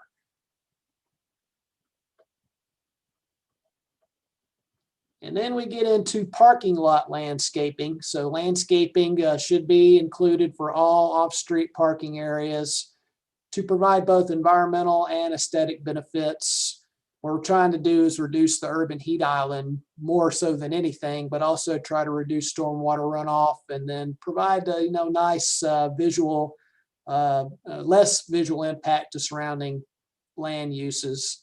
So they must meet the following standards of all parking spaces shall be within 60 feet of a qualifying tree as measured from the tree trunk to the nearest portion of the parking space. Tree and shrub shall be placed within off-street parking areas. The parking lot tree islands shall be located within the parking lot paved and curbed area. We have perimeter parking lot tree islands that protrude into the edges or the corners of the lot may be used for qualifying trees if the protruding area is equal to at least 2 parking spaces. Then within the parking lot boundary, landscape area shall contain a minimum of 140 square feet of planting area per tree, or the area of 1 standard parking space per tree. So that's the 9 by 18. We got landscaping medians, shall provide that 9 by 18. Parking lot trees shall be no closer than 20 feet to a pole light. Then all tree islands shall exclude pole lighting fixtures over 4 feet in height. And then additionally, 1 tree and 10 shrubs shall be planted an average of every 50 feet, evenly distributed or clustered in a manner that does not excessively permit wide gaps along the perimeter of an off-street parking area. Parking garages shall be excused from the parking lot landscaping requirements contained, but shall comply with the provisions of this chapter pertaining to street front yard landscaping, buffering, and screening.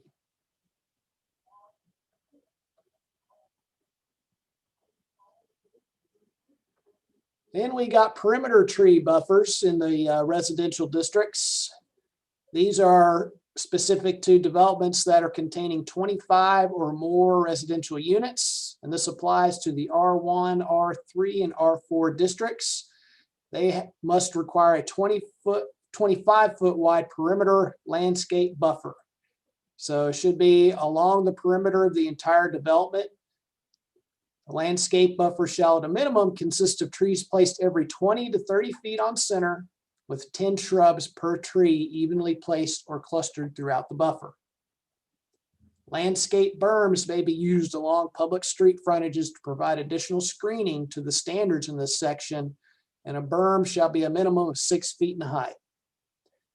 Existing vegetation may be used to fulfill the buffer requirements, and existing trees are encouraged to be preserved within the perimeter buffer area. So I think that addresses some of what Tracy had concerns about at the beginning of the chapter. We never want somebody to bulldoze something down just to put new trees. You know, even if the existing vegetation is not part of our tree species list, I mean, in that case, it doesn't matter. If somebody has a good existing vegetated area, we'll always want them to preserve that as opposed to creating some other landscape area. But this is just talking about the buffer around the subdivision, right? It's not talking about interior parts of the subdivision. And I think that's more of what I was addressing. Just coming in with a bulldozer and clear cutting an entire development. Yep. So this is part of it. So the next part coming up is the tree save area, which I think will address the rest of what your concerns are. Okay. Let's pause for a second. Did we lose somebody? Brenda? We've got everybody. Okay, just not on our screen and didn't show another one. Okay, thanks. So in the last note here on that is that the landscape buffer shall be held in common ownership outside of deeded lots unless a homeowners association does not exist for the development. In those cases, the buffer shall be placed on individual deeded lots. But we would prefer that to be in some kind of permanent conservation easement as described later in this chapter.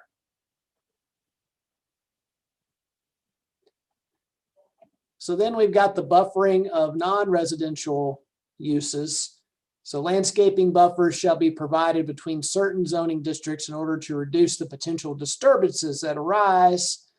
We've got, of course, we refer to the tree species list here. They can be within the required building setbacks. And we also would encourage existing vegetation to be used to fulfill these buffer requirements where that is possible. We have a nice little table here that talks about the different classes of the buffer yard. So we have 4 different classes of what we call a buffer yard. And you see here how they pertain. So if you have a development that is town center and it adjoins an R3, you would have to do a class B buffer. That's how you would use this. If you have a development that you want to build in the employment center zone and you're adjoining an R1 zone, you would have to install a class D buffer. Jeff, so I see that if you go back to that chart there, so that the neighborhood center and R4 would have no buffer.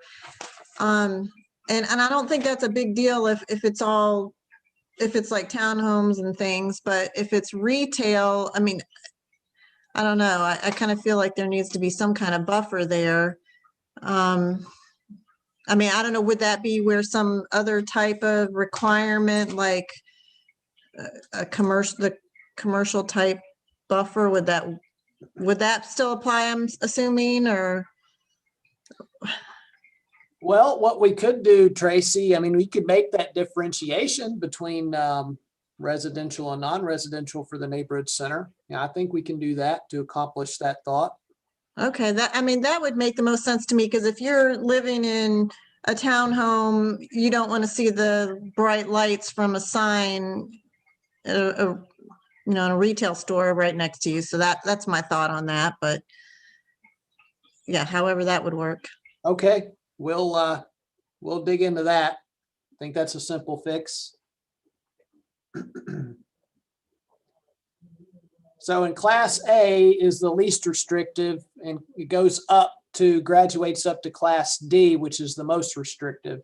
So the class A buffer, it's a minimum requirement too, by the way, as most things in this code are. So it allows for an opaque fence or wall that is a minimum of 6 feet in height along the entire length of the boundary between 2 applicable zoning districts, or a landscaped area at a minimum of 10 feet in width, consisting of densely planted trees, a minimum of 6 feet in height at maturity, and shrubs along the entire length of the boundary. Also have buffer trees that shall be planted at a minimum interval of 25 feet plus or minus 5 feet on center. Shrubs provided at a minimum of 3 shrubs per tree evenly distributed or clustered within the buffer. So that's class A. Class B allows for the opaque fence, minimum of 6 feet in height and a 10-foot wide landscape area. So class A, see those little differences there, or a landscape area with a minimum of 20 feet in width consistently. So class A had the landscape area of 10 feet. Class B has a landscape area of 20 feet. So that's how we're graduating up here. And of course, have the appropriate number of trees, whether you have the fence and the 10 feet, or whether you have just the 20 feet in landscaping. And then of course, the appropriate shrubs per number of trees. In this case with the fence, you'd have the 5 shrubs per tree. If you're choosing to not have a fence and do the full width of the landscaping, which most people would do in most cases, unless you have a tight site, then you'd have 7 shrubs per tree.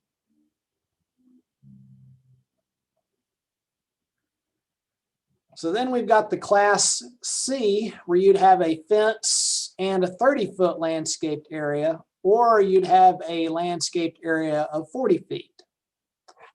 And so you'd have the trees 20 to 30 feet on center with the fence with 9 shrubs, or if you had the 40 feet area, you'd have trees 15 to 25 feet on center with 11 shrubs per tree.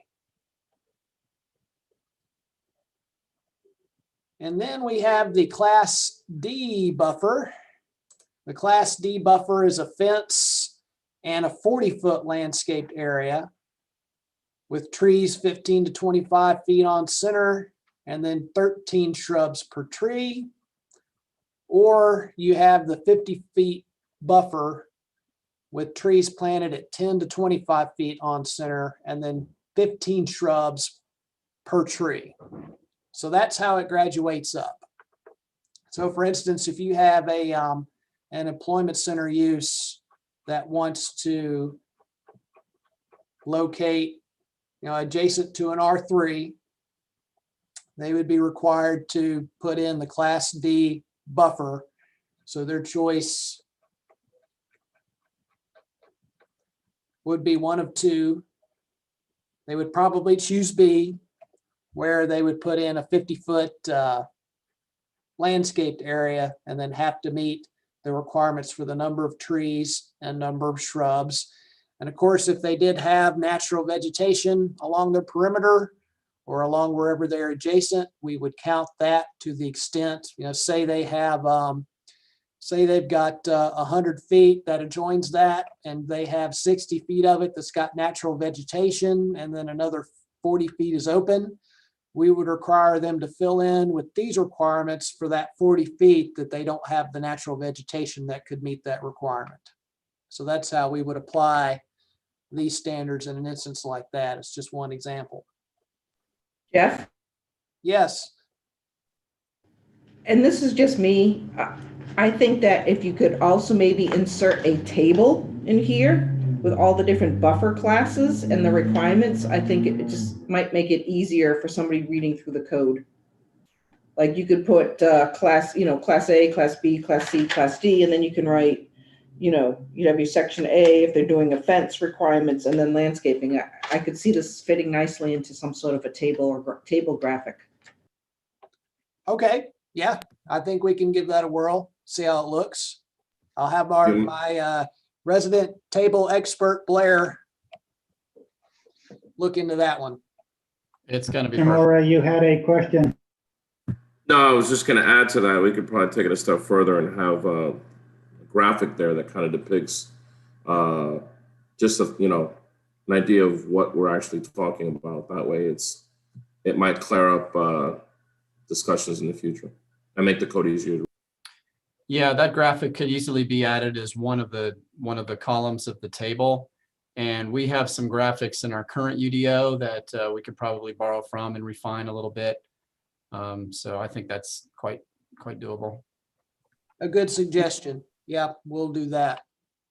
It also goes hand in hand again with my same thought was that clarification. So if we looked at paragraph B on A7-4, and we were going to visually look at the requirement. So if you did a berm, the expectation would be the berm would be a minimum of 6 foot in height, and you'd plant trees that would be a minimum of 6 foot in height at their mature stage. So you'd essentially be minimally, you'd have a 12-foot buffer, 12-foot high buffer.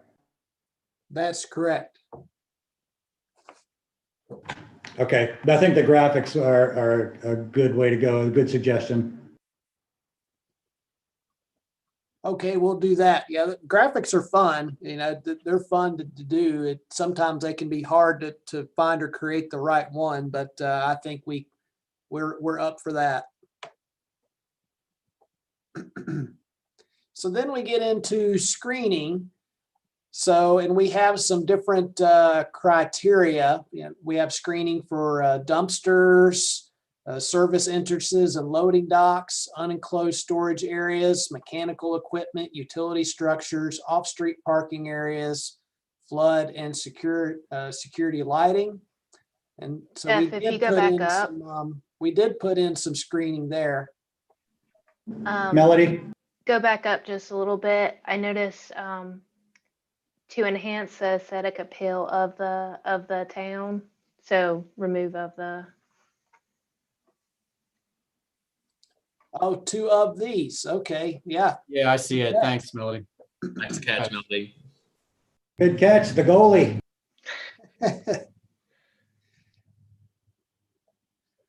So, and we did take care to put in a graphic here to show off these screening standards, this one in particular. So we've got all dumpsters, solid waste handling facilities, service areas, loading docks, unenclosed storage areas shall be completely screened by an opaque fence or wall or dense evergreen planting that will completely conceal the area from view at maturity.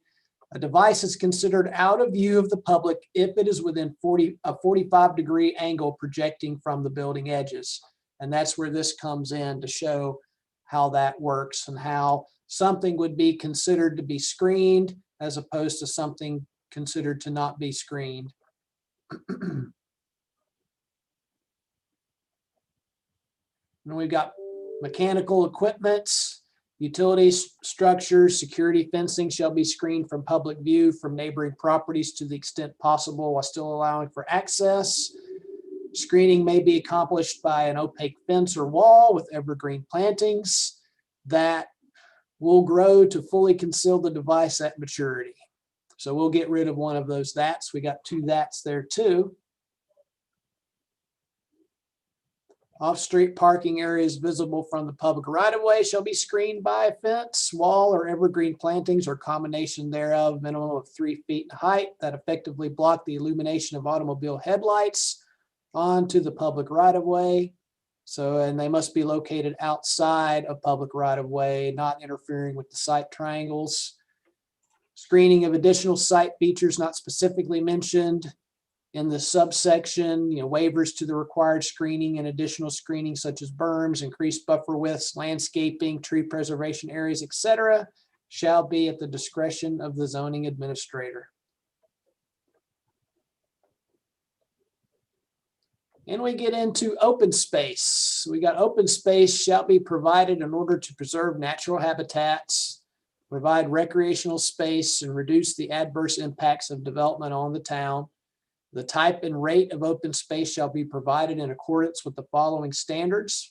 We've got developments 5 acres or greater in the corridor commercial or employment center district shall dedicate a minimum of 10% of the interior site area as publicly accessible recreation space. Developments 2 acres or greater in neighborhood commercial, Main Street, and town center districts shall dedicate a minimum of 2% of the interior site area as publicly accessible recreation space. Developments containing a total of 25 or more residential units in all phases in the R1, R3, and R4 districts shall dedicate a minimum of 15% of the interior site area as publicly accessible recreation space. So this standard does not apply to areas zoned R3 and R4 within the downtown, the downtown central circle area that's shown on our future land use plan. We've got developments that can dedicate Wait, 20%. Excuse me, Jeff, Yes. can you explain that a little bit further, that one, C1? So if it's R3 or R4 and there's residential units, it's not, how are you differentiating the economic zone from that? And can you explain that further? Yep, we sure can. So in this, particular case, now keep in mind, if somebody wants to choose to do a cluster development like R3 or R4 to get their density requirement, increase that from 3 to 3.5, or the R4 to get it up from 4 to 5, all of that would still apply. They would have to do that to be able to get those requirements.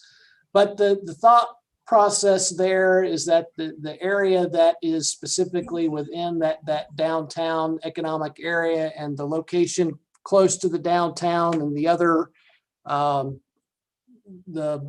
the Barnes Park and that area, that they would have that access to those areas and that open space area that we have within there. But I guess in reading that through now, it's probably something that I think I would probably delete after thinking about it more off the top of my head. I don't think that's necessary anymore. Okay, and because I was trying to figure out what you were meaning by the economic zone there too on the map. It's the circle. It's the circle in our future land use plan. Yeah. Yeah, and I just capitalized downtown economic zone too, to make that more clear. But it's a particular zone that has been designated, and there you see it in the future land use plan. Yeah, so like I'm, again, I'm coming back to the kind of the Howie Farm property, which is R4. So that would be in your economic zone, right, based on that circle? So wouldn't we want open space there? We would, and they would most likely do that to get their density requirements up. We'll delete that. I don't think that's necessary anymore.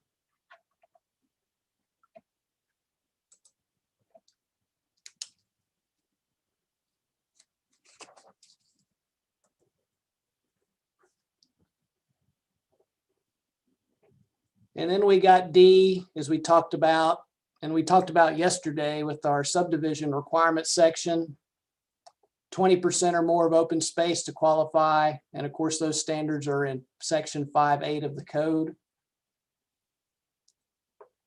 And we've got publicly accessible recreation space may take the form of trails, parks, plazas, playgrounds, and community gardens. Such recreation space should be a focal point of the development and shall be centrally located so as to serve residents in the area of the development and the general public. So it talks a little bit about the shape and dimensions of land used for recreational space. Amenities shall be provided for active and passive recreation space, such as seating, trash receptacles, water fountains, playgrounds. All open space shall conform to the ownership and maintenance requirements of section 8.12, which is coming up. And then we got additional tree preservation that shall be designed as open space to meet the minimum requirement. And then the tree preservation areas shall meet the standards of section 8.10, which is coming up. Then we also have a payment in lieu section here. Payment in lieu of required open space may be made at the discretion of the Waxhaw Board of Commissioners in cases where the application of the open space requirements would not have a significant public benefit due to the location of the development site or some kind of other unique site condition. Then we get in specifically to tree preservation. So we got tree canopies shall be preserved in order to stabilize soil, control water pollution by preventing soil erosion, reducing flooding, reducing air pollution, mitigating urban heat island, reducing noise pollution, providing natural habitat, The amount of tree canopy on a proposed development site shall be calculated prior to the commencement of land disturbing activities. That should say activities. Tree preservation shall be provided in accordance with the following standards. So we've got development sites in R1, R3, and R4 that are calculated to be covered by less than 40% tree canopy prior to the development shall preserve a minimum of 15% of the interior site area as a contiguous tree preservation area. Development sites in the corridor commercial and employment center districts that are calculated to be covered by 40% or more tree canopy area prior to development shall preserve a minimum of 20% of the interior site area. And then developments in the R1, R3, R4 corridor commercial and employment center districts that are calculated to be covered in less than 40% of tree canopy area prior to development shall preserve a minimum of 15% of the interior site area as a contiguous tree preservation area. Jeff, Yes. here's a question. How is it determined what the calculation is of the percentage of tree canopy? Is there a standard formula for that? Is that something Matt does? I mean, how's that number derived? Well, there's a couple of different ways you can do it. I mean, one extensive way you can do it is by a tree survey. I mean, that's a real expensive way to do it. And that's, but that's because of the expense involved in that, that's not something as common as you see anymore. And I forget the name of the actual, it's like called a canopy study. I don't remember what the official name of that study is, but a developer and their team would provide us a plan, and they would look at the area kind of at the 30,000 feet overview and record that tree canopy area and use that. It really serves a similar purpose for the preservation area as actually going out there on the ground and then tagging every tree on the property and that cost. So it's really every time that you ever get a development plan proposal, the first thing that they'll say is, can you waive the tree survey requirement? Because more often than not, it becomes hundreds of thousands of dollars to go in and do that study when it's really not necessary to do, and you can do it in other easier means nowadays. I know our intention was to have a method described or say that it must be done by a method that's approved by the zoning administrator. And I cannot say for sure whether we wrote that method in here, but that was our intent, and that's something we'll go back and look at. And if we can find a way that's just conventional, that's accepted these days and used often, that's what we want to do. But Jeff is underscoring a good point that the cost of individual tree counts and tree surveys is can be mind-blowing when you think of a large area. Whereas what we're really concerned about is the percentage of tree cover, which can be done with satellite imagery and accomplish what we want it to do. So there are methods out there of doing it, and we'll look at the right language to describe what those methods might either be or could include. I would think today with drones and things like that, it would be much easier, or a different method for them to be able to use. Yeah, that's certainly true. But even the cost of doing the drone, I mean, that's still something that can be avoided because there's just so much satellite imagery or air flown imagery that's out there. I mean, anybody can go on Google Earth or Google Maps and see it. So the data is there, and we just need to maybe describe the way that data can be used to satisfy the requirement. Yeah, and a little bit more background information is we have, through the county, we have an arborist under contract. And so all of these items are vetted through the arborist to ensure that they're satisfied. And so if these means and methods do not pass their muster, then we kind of follow their recommendation as to how to move forward. So Yeah, here's language should definitely include a reference to the arborist. You're right. Yeah, and so here's just some other basic criteria. You know, they have to be no less than 2,500 square feet, no less than 10 feet in width. So then have to have at least one tree to be considered a tree preservation area. Of course, most have a whole lot more than that. Shall not be located on any deeded lot. So of course, when we want them to be tree preservation areas, we really want them to be tree preservation areas, because if they wind up being on somebody's private property, then somebody could potentially cut them down. Hey, Jeff, Yes. preservation maybe be on like common open space, so like an HOA, because I know I live in Lawson, and in the section that I'm in, they saved a lot of the trees. They didn't clear cut it, but we have like little islands with clusters of trees and things like that. So would that be acceptable? It would, and now that you say that, I guess maybe deeded lot is not the best way to describe that. I think that's the intent, is not to be on a private lot, but I mean, it would be fine to be on an HOA lot. So we can better express our intent there. Yeah.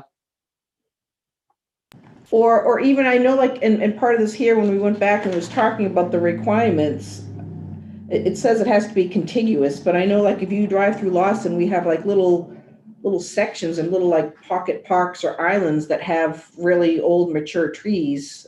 But you know, if you added that all up, that may add, I don't know, to 20%, as opposed to just having one big cluster somewhere in the middle of something. Yeah, you want to encourage the continuous where you can. I mean, that's what that's in there for. But we realize that you know, that's not always going to be a thing, and you might have areas where you have to separate that out. But you know, we would want to encourage them to be connected where they can.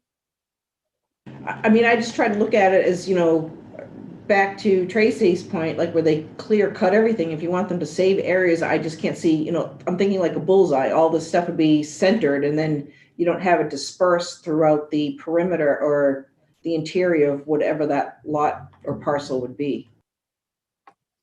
And so I think when you put the word contiguous in there, I'm thinking, you know, I can see it like like an island right in the middle of all this contiguous trees. But if the intent is to have it scattered so that you keep like the trees throughout that development or parcel. Contiguous, I mean, they're usually going to follow areas around streams and such, or where there's challenging topo. But the real benefit of having contiguous tree protection is so that you have contiguous environment for wildlife, for stream protection, for a lot of reasons that might be considered more environmental.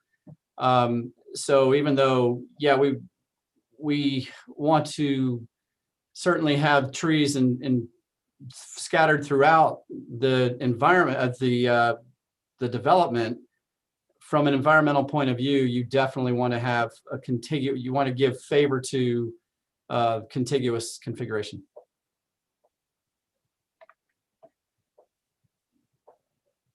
I don't know if that's clear or not, but just from a, you know, standpoint of preserving wildlife. It makes sense.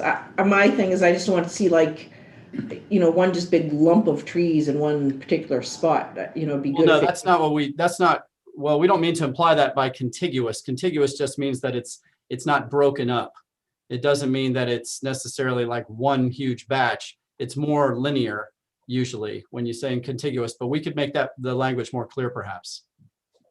Yeah, well, in my mind, when I hear contiguous, I'm just thinking it's all the stuff is lumped together in one location, as opposed to how you're describing it. Okay, we'll make the language more clear.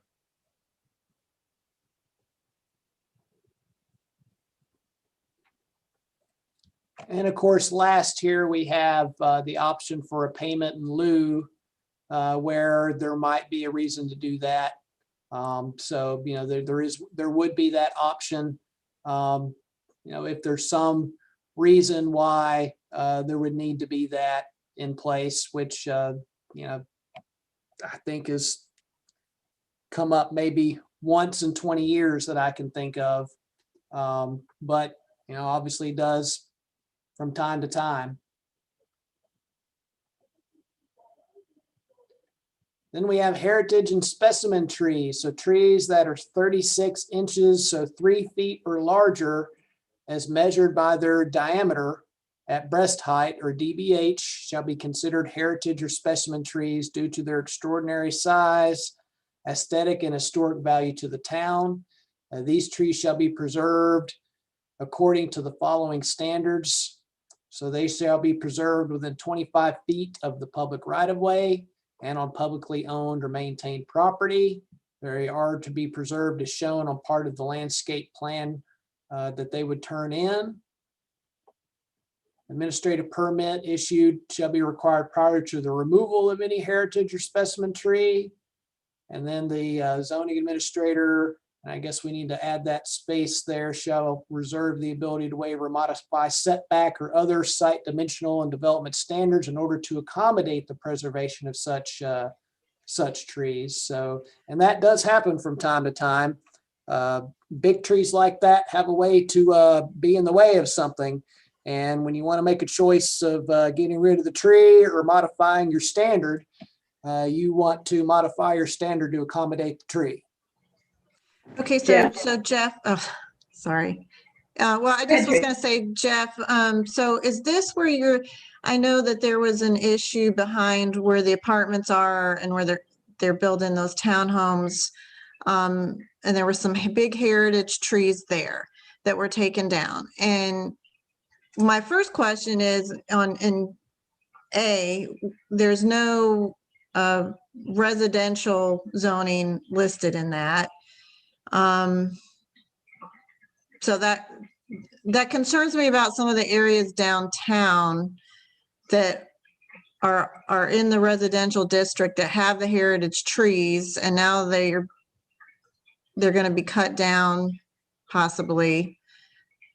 I don't know what. Do you know where I'm talking about? Like we're across from Gay Diller's house, those, there were those large heritage trees cut down there. I'm just concerned about losing some of those trees in that area. I mean, we tried really hard as a town to protect, like the one we tried to protect there, across from Maxwell's. But so we try to keep them, but it's like we're allowing developers to cut them down. So Well, I don't know. The simple adjustment to that is that you put that within all zoning districts and not just neighborhood center, Main Street, town center, corridor commercial, because you still have these other things in place that if for some reason that is a hardship, then you take that case by case. So I think we can adjust A to say not be specific to the non-residential, but all zoning districts. So that's the fix there. Okay, and then one other question I have, and this is kind of applied to maybe throughout the whole thing, where there's places where the zoning administrator approves things. I mean, are any of these things that could be sent to a board of adjustment for a variance or anything like that? Yes, but you would have a whole lot of cases. Okay. It's a lot of this stuff. I mean, it's easy to have these standards in black and white, and they can be applied in that in a lot of cases, but almost every instance that you get in some plan, there's just something that cannot be applied in that black or white instance. So you have to have somebody in these instances that is able to make a call in these instances. And that's why that's why zoning administrator exists. One of the reasons why, because all sites just have their complexities that you just can't package into one code without having some flexibility. So that's why it's there. Yes, I mean, you could require variances for all those things, but my guess is that you'd have a very, very busy monthly, lots of board of adjustment cases, and then the need for more planning staff to process all of those requirements. And you don't really want to have somebody go through that at that frequency. Okay.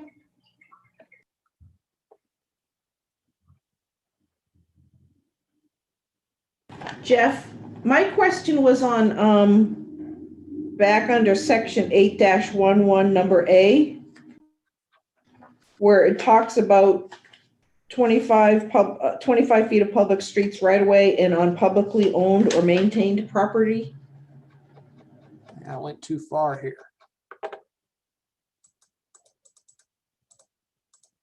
8.11, we're under the heritage trees. Heritage trees, okay. Oh, 8.11.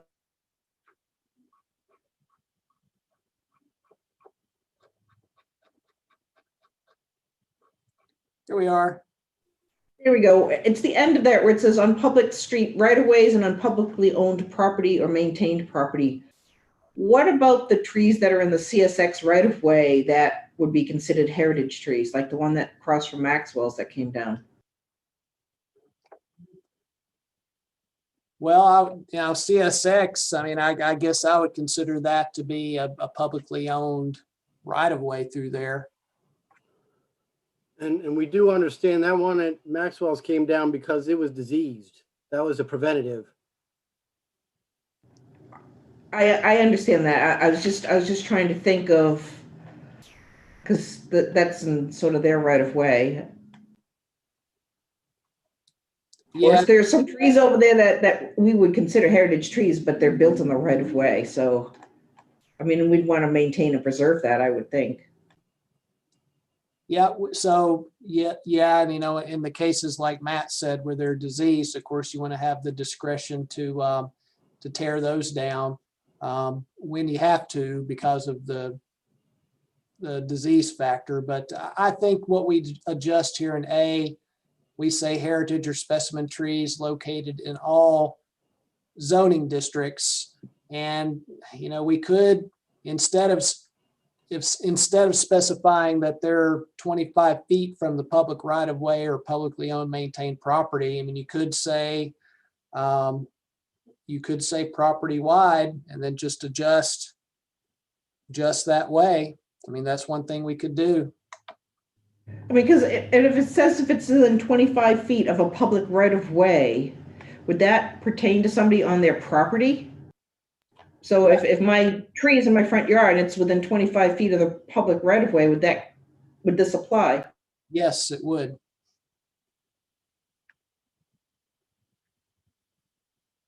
So as an individual property owner and it was my tree and it was, on my property and it was designated a heritage or specimen tree, then I would have to follow these. I couldn't go chop it down unless it was diseased or anything like that. That's correct.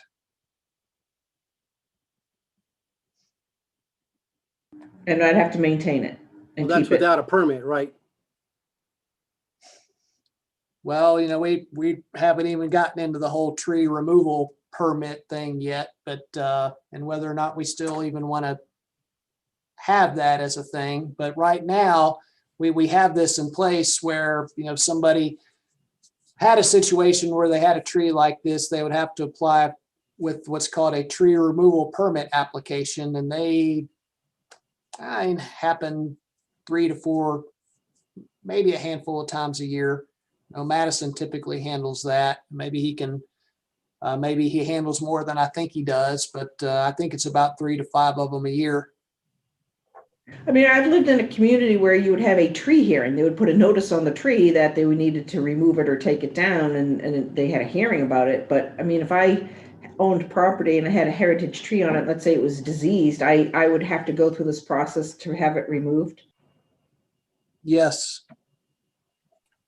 I think you bring up a very good point about heritage trees that are protected within private property. And I wonder if that's something that bears further discussion among staff first. Maybe we can present something about maintenance and individual property owners incurring that cost. If there's ways to mitigate that in some way, because if it is considered a benefit to the entire town, as heritage trees are, then maybe it's behooves the town to help out in some way. But that's something that requires some discussion, I think. But it's a good point. Well, it's one of those things that you kind of toe a fine line on when, and that's why we had it in here that they're within 25 feet of the right of way, because those are the ones that are very visible to people when they're, driving or walking on the streets. And so that's why we plugged it in that way, to where you're only dealing with them within 25 feet of that right of way or some kind of publicly owned or maintained property. So, if they're in your backyard or something like that, then it doesn't apply in the same way. Yeah, I I mean, don't. I'm just I don't think it would thinking, depend I on mean, trees. well, I'm just thinking if you go down like North Providence or maybe even some of the other sections of town in the downtown area, if there's a heritage tree and it was built on my property, but it's within 25 feet. I mean, let's say I was the homeowner, the property owner, and maybe I couldn't afford to do the maintenance on it, or maybe if it did get diseased, what do we do? I want to protect the trees, but I also want to protect the landowner if they have one of these on their property that's within 25 feet, because now we're subjecting that person to this as well. Right. That's what I mean. I think it bears some thought, and we can discuss that. So in the current UDO, there was an ability, say a developer has a heritage tree in its site and it's so positioned that it really makes the site undevelopable or marketable. There was an ability to payment in lieu for that. There's a calculation in there. And then those funds were put toward a tree preservation fund. And I don't know where that financially ended up between all the transition we've had, but that's a means to potentially address kind of a tit for tat. We acknowledge that to market a property, we don't want to have so much control that we're making the property value less than it could be because of a tree that's there and not necessarily within our wherewithal to want to control to that degree, but offer an opportunity for a developer to work around and then in kind have a means to support further private property tree preservation through another outlet. Mhm. And that's And part we of the also- process for the 25 feet as well, so that if you have one that's like sitting out in the middle of the property, like Matt's talking about, it's not completely hampering somebody's ability to develop that property. Well, we also, to Matt's point as well, we are also going to have to review this to be mindful that we don't put ourselves in a position of a legal problem with the taking. Right. Well, I mean, I know in Lawson we have a heritage tree, and they kept the tree on the lot, and it's called the heritage tree, and it's almost like a little pocket park right around the tree. Yeah, trees are tough. I mean, everybody wants to preserve them, and I think a lot of people try to in good faith, but also then a lot of them are in places that is right in the middle of a piece of property, and if you protect that tree all the way through to the drip line, it certainly can take up a whole chunk of area. So it's really one of those case by case things. It's a difficult thing to apply. It really is. Well, and Mayor I would Pro Tem, think, did I see your hand up? well, I was just gonna say, if it's within 25 feet and it's diseased, obviously that's a safety hazard to the public as well. So I would think that even if they had to apply for a permit for it to be removed, that's something we would allow for to protect the public. Yes, we would. We would. You don't want to leave a tree. And, we usually get help from the arborist in that way too, to come make a determination on what kind of condition that the tree's in. Yeah, so Mayor Pro Tem, did I see your hand up? Brenda, did I see your hand up a moment ago? Okay, you're in the dark over there, so I'm not seeing your hand up, so we'll move on. Yeah, so I can actually chiming in at the very end of this conversation, but as far as tree removal permits as we have now, the way our UDO is worded is all existing residential or subdivision lots, they do not require a tree removal permit for the removal of a tree. It's only for the new residential development as far as them removing a tree or as far as a non-residential development that needs to remove a tree. So that's when we ultimately involve the arborist.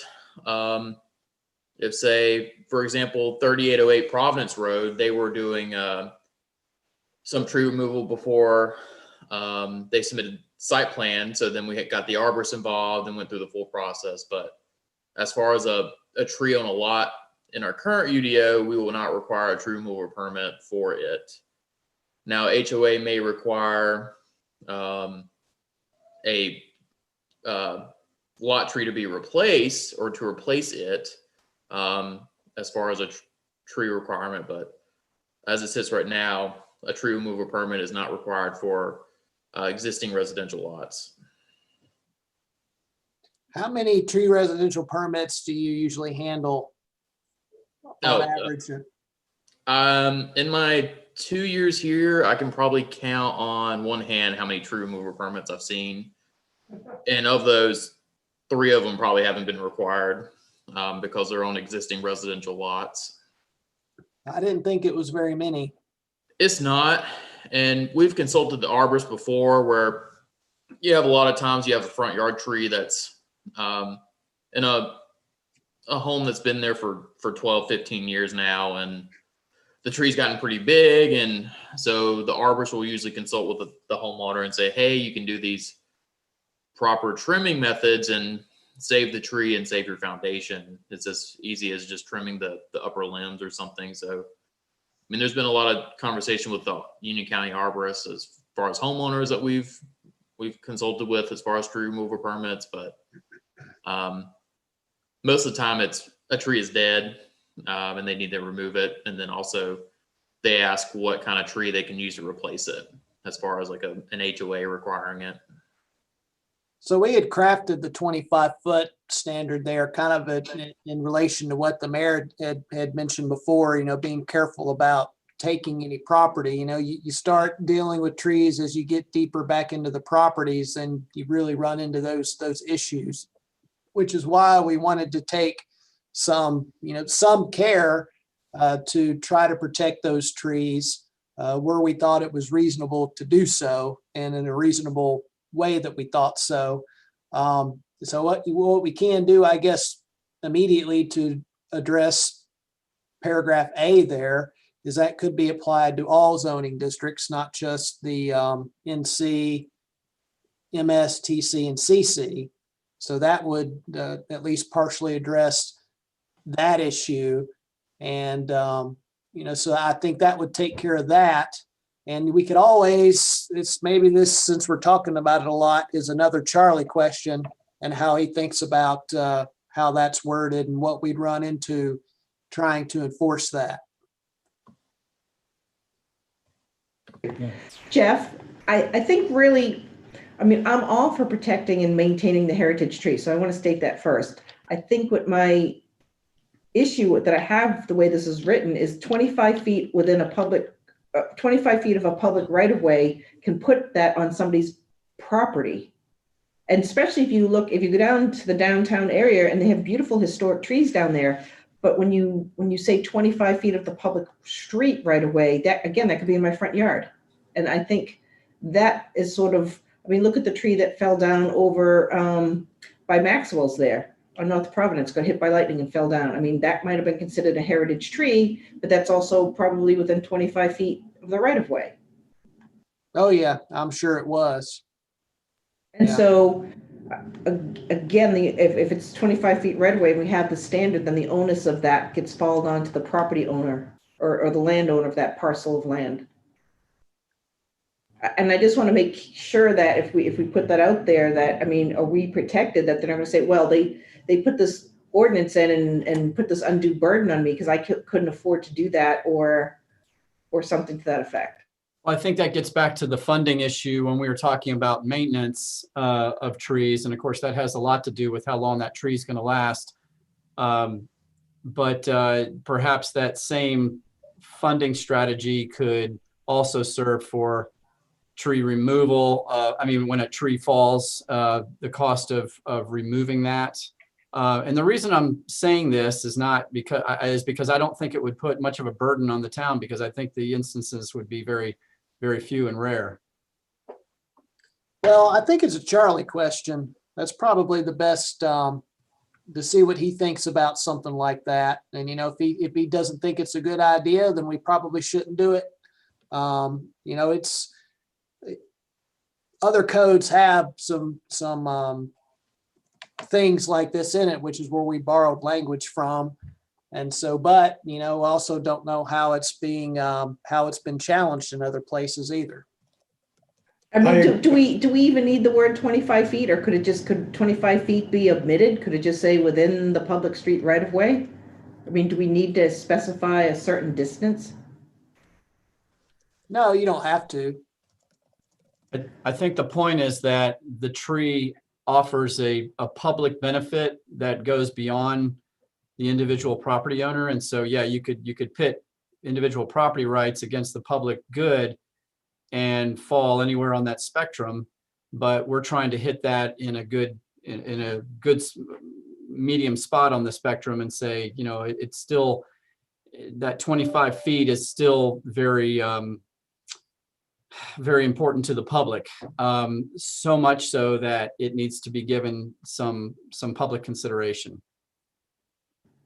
And I'll chime in just a little bit. I mean, I agree. I think this is getting into Charlie territory, if you will, based on some issues that could cause us some legal problems later.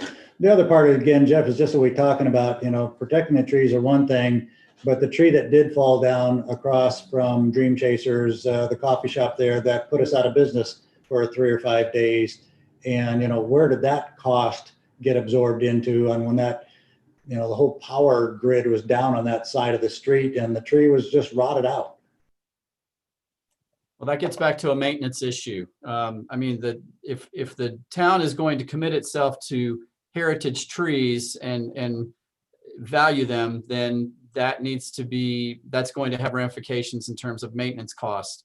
If a larger, older tree is maintained, that, I don't want to pun here, but that cuts down on the danger of things like that happening. It's trees that are not maintained that are more susceptible to accidents like that. Well, again, you're putting the onus on a private property owner for the benefit of the town. So well, no, what I'm recommending, or what I'm laying open for consideration, is the town taking some responsibility for heritage trees that it's requiring, for which it's requiring preservation. Now, how much of that cost or whatever those are things that need to be ironed out. But Matt recommended a certain funding source. I think there might be other options too. And again, this is very few trees that we're talking about, very few instances, but that maintenance cost could be incurred by the town without much sacrifice to the town, but with enormous benefits. Do we have an inventory of the heritage trees that we currently have maybe in the downtown area? I want to exclude like future developments or parcels that have been undiscovered. But I mean, again, if you go back to our downtown area, is there an inventory? I believe there is. I know I've talked to the county urban forester about that, and I believe he made reference to one. But I will need to search for it. But I think that there is, yes. Yeah. So a couple years ago, we had a study done in Mhm. the town. And I think Todd is probably the gatekeeper of that. He traditionally manages tree maintenance when it's a question between town and private property. I think what I would want to understand is, are we delineating here in this language trees that are involved in a development review versus trees that are already existing on a private lot? Because that does warrant a need to inventory and have a program for one versus a process for the other. Well, I think that would be best to have that, but I don't know that it absolutely requires it if we have a set definition for what a heritage tree is, which we have, although yes, an inventory would be highly recommended. Well, and as you can see, I mean, trees and such is a very, very highly debated topic, and it's a tough spot to be in when you're trying to apply code, because you want to do what you can to protect them, but you also got to be careful about how you're doing that and what ramifications you have in doing that, which there are, or certainly can be some.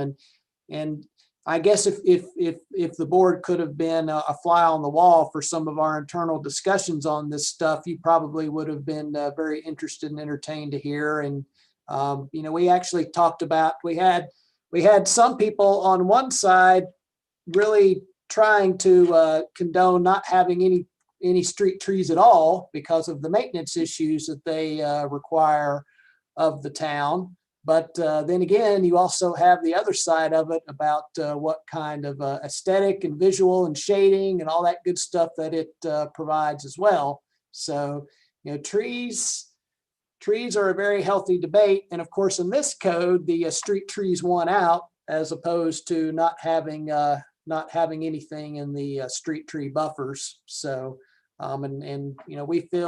we understand that they certainly can be a maintenance issue for the town, but when you weigh all the positives and all the negatives, street trees have more positives still than they do negatives. Melody? And those positives can be measured in dollars. Yes. I'm sorry, may I have a copy of that tree study, please? Yes. I'll go ahead and find it and send it out. Thank you. And maybe a list of the heritage trees that we might have. You can send that out to the entire board, Melody. Be happy to. So let's leave this section then for us to talk with Charlie about and see what his thoughts are about what he feels we can and can't do. And I just want to give a heads up, being mindful, we have a hard close at 4 o'clock. So Jeff, I'll let you manage how far you want to go into the next section. Okay, what I think we will do then, we'll go ahead and, we've just got this one section left before the tree species list, and then maybe we will stop after that. We've only got a little section to cover after that in lighting. And I'll go ahead and say now then for our one on Tuesday, Chapter 10, signs, and then Chapter 12, historic preservation, would be your next two chapters to read. And that's for the Tuesday, and I'll write that in email to you as well. That's Chapter 10, signs, and Chapter 12, historic preservation.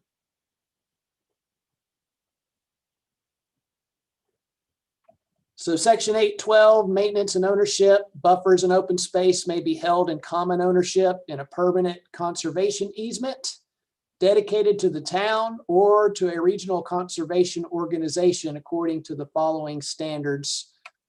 So held in common ownership outside of deeded lots by an HOA or other property management type association. So it may not necessarily be a specific homeowners association, but some other property management association. They can be placed in permanent conservation easements as an alternative, can be dedicated to the town of Waxhaw if it's found to have qualities that are valuable to the town. I know a lot of times people just want to dedicate floodplain to us, which may sometimes be a benefit, but may not either. And that gives us the discretion to determine what open space might be of value to us if we wanted to acquire that for our own use. So any planted material that becomes damaged or diseased or died shall be replaced by the owner within 60 days of the discovery of such condition. So, and they also have the discretion to replant based on seasonal conditions as well. Forestry activities, they're regulated by the state, so there's nothing we can do about that if somebody wants to come in and do some type of forestry on a piece of property. But then we get into, we'll spend the last 10 minutes or so with Blair talking about our tree species list and how he worked on this with our urban forester and of course reformatted it. So Blair? Yeah, thank you, Jeff. I'll try to be quick. It's don't scroll down yet. Go back to the last paragraphs. Thanks. This gives some introduction to the table that you're going to see, but I want to give you just a minute of background. Our current UDO has a tree species list that the county forester likes to brag on. He says it's one of the best that he's seen in the county and maybe beyond that. He was very proud of it. He had a big role in it. So we started from there and I asked him to review it, update it in any ways that he thought was pertinent. And so he did that and he provided the raw data to me. And then we looked at what were some of the things that we wanted to describe that would be most helpful for developers and landowners. So we added some columns and such and came up with the product that you'll see. But as you'll notice here, the tree species are simplified into the slow, medium, and fast. They're also categorized. Let's see. Well, I want to point out a couple other things, then we'll go to the table. You'll see in the bottom paragraph the minimum widths for street tree planting strips, which is something that we were discussing earlier. And you'll note here that it has a cutoff point of 4 feet. That some street trees, if you have a 4-foot planting strip that's less than 4 feet, you want to go to certain trees that's much more limited. And then above that, there's more opportunity. So let's go take a look at the columns. And maybe if you could give a whole page view of that, Jeff. I mean the page view within the view, trying to say, if you go back to where you were, it'll allow you to see the whole page at once. But that's all right. Whoops. Sorry. Yep. Or let's see. Sorry about that.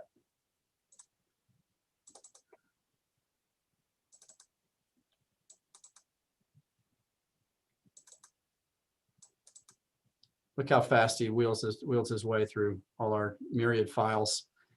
You see the, yeah, there you go. The bottom row at the top has the choice to show a whole page or not.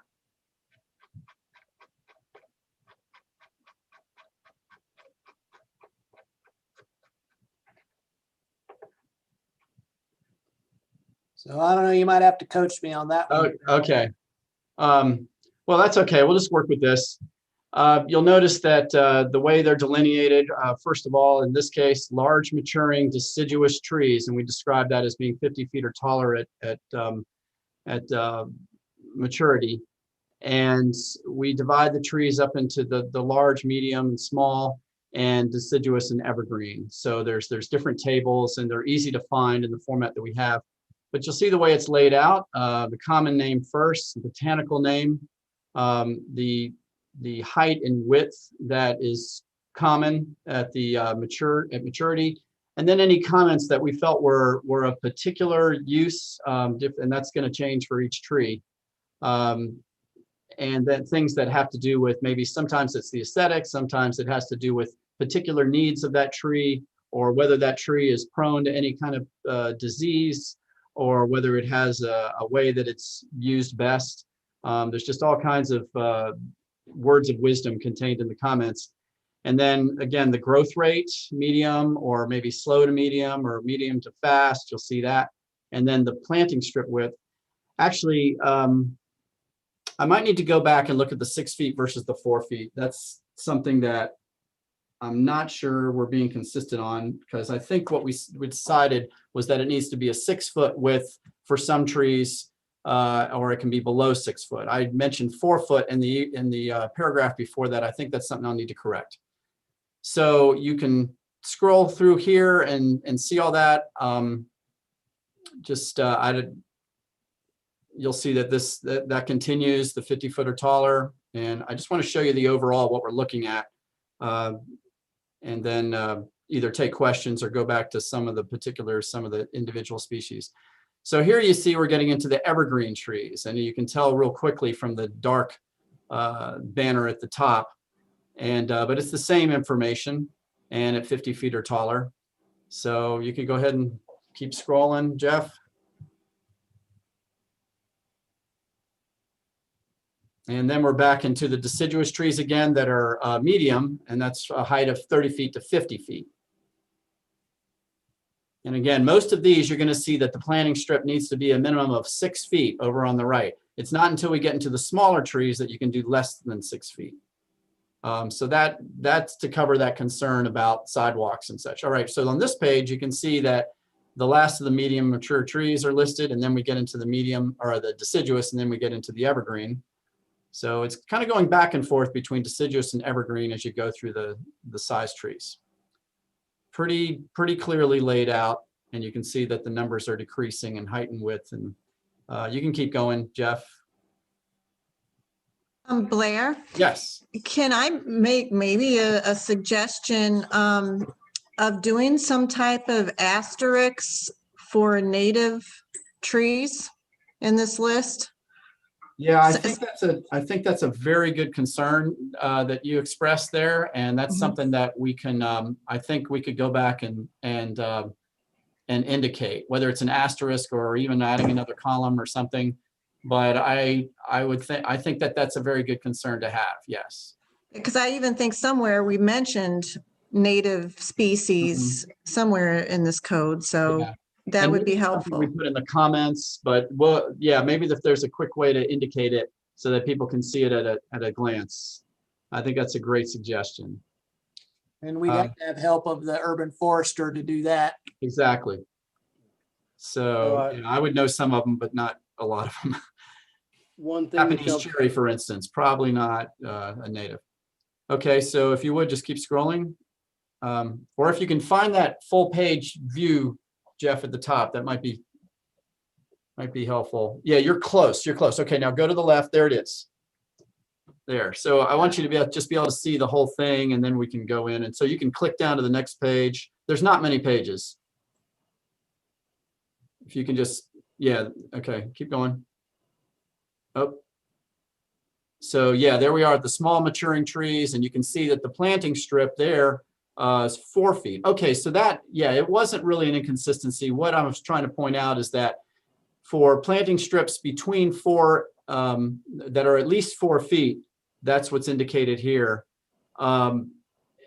Anything less than 4 feet, we're not, I think that we've got it so that it doesn't, we don't have street trees in it.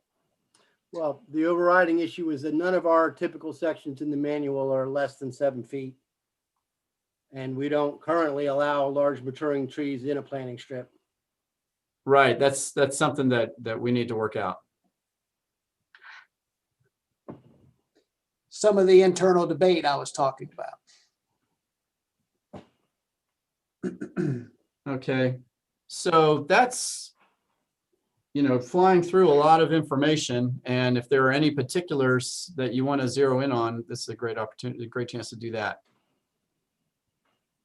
The only thing is for me is just I'm a North Carolina master gardener, so of course this is of interest to me, but I sit here and I look at certain things like live oak trees, and I know that they'll say you can do it in a 6-foot planting strip, but I mean, I would never do such a thing. So I don't know if, I mean, I know that you're saying that the forester did this, but just certain things like that stand out to me. But yeah, again, it gets back to a cost issue of weighing the costs and benefits, because I mean, I've spent a lot of time in Charleston, and I know that really live oaks belong down there, and you're kind of on the edge of the live oak environment here, but you can grow them. But I see them in 4-foot planting strips. You know, it is sometimes a maintenance issue in that case. Yeah, we made the indication there at 6 feet, and that's something that obviously we need to discuss with engineering a little bit more. Just a thought too, should there be a list of maybe of things that we discourage, like we wouldn't want like a pine, not a pine tree, like a a palm tree or something like that, that may not thrive here. And I know it goes back to Tracy's question about what native trees are to this area. Well, these are the list of preferred trees, and if it's not on here, then they would have to make an argument for it, and we have the zoning administrator has the authority to waive it or to allow it. But I think we also have a list of trees that cannot be used. I would need to take a look at that. I think it's a little bit after this. Okay. All right, it's 4 o'clock. Don't mean to cut off, but yes, I have to. So at this point, we'll convene, I guess, to go to the next section. Jeff, it would be, as you stipulated earlier, 9 and the rest of this one, I guess, but we'll pick this up at the next meeting. Well, yeah, it'll be the last couple of pages of chapter 8 and then chapter 10, which is signs, and chapter 12, historic preservation. Okay, well, very good on this. We have to do the hard close. Appreciate everybody being in here. I will look for a motion to adjourn this meeting. Okay, roll call vote. I guess we'll go down it. We've got a motion to adjourn the meeting. We go to Mayor Pro Tem McMillan. Oh, she's off already. Commissioner Westlake. She's still Aye. there. Can you unmute, Brenda? Aye. There you go. All right, and then we'll go back up to Commissioner Westlake, Aye. Commissioner Morey, Aye. and Commissioner Simpson. Aye. All right, we're done. We'll see you on the next screen for those of you who are in the special meeting. Bye, everybody.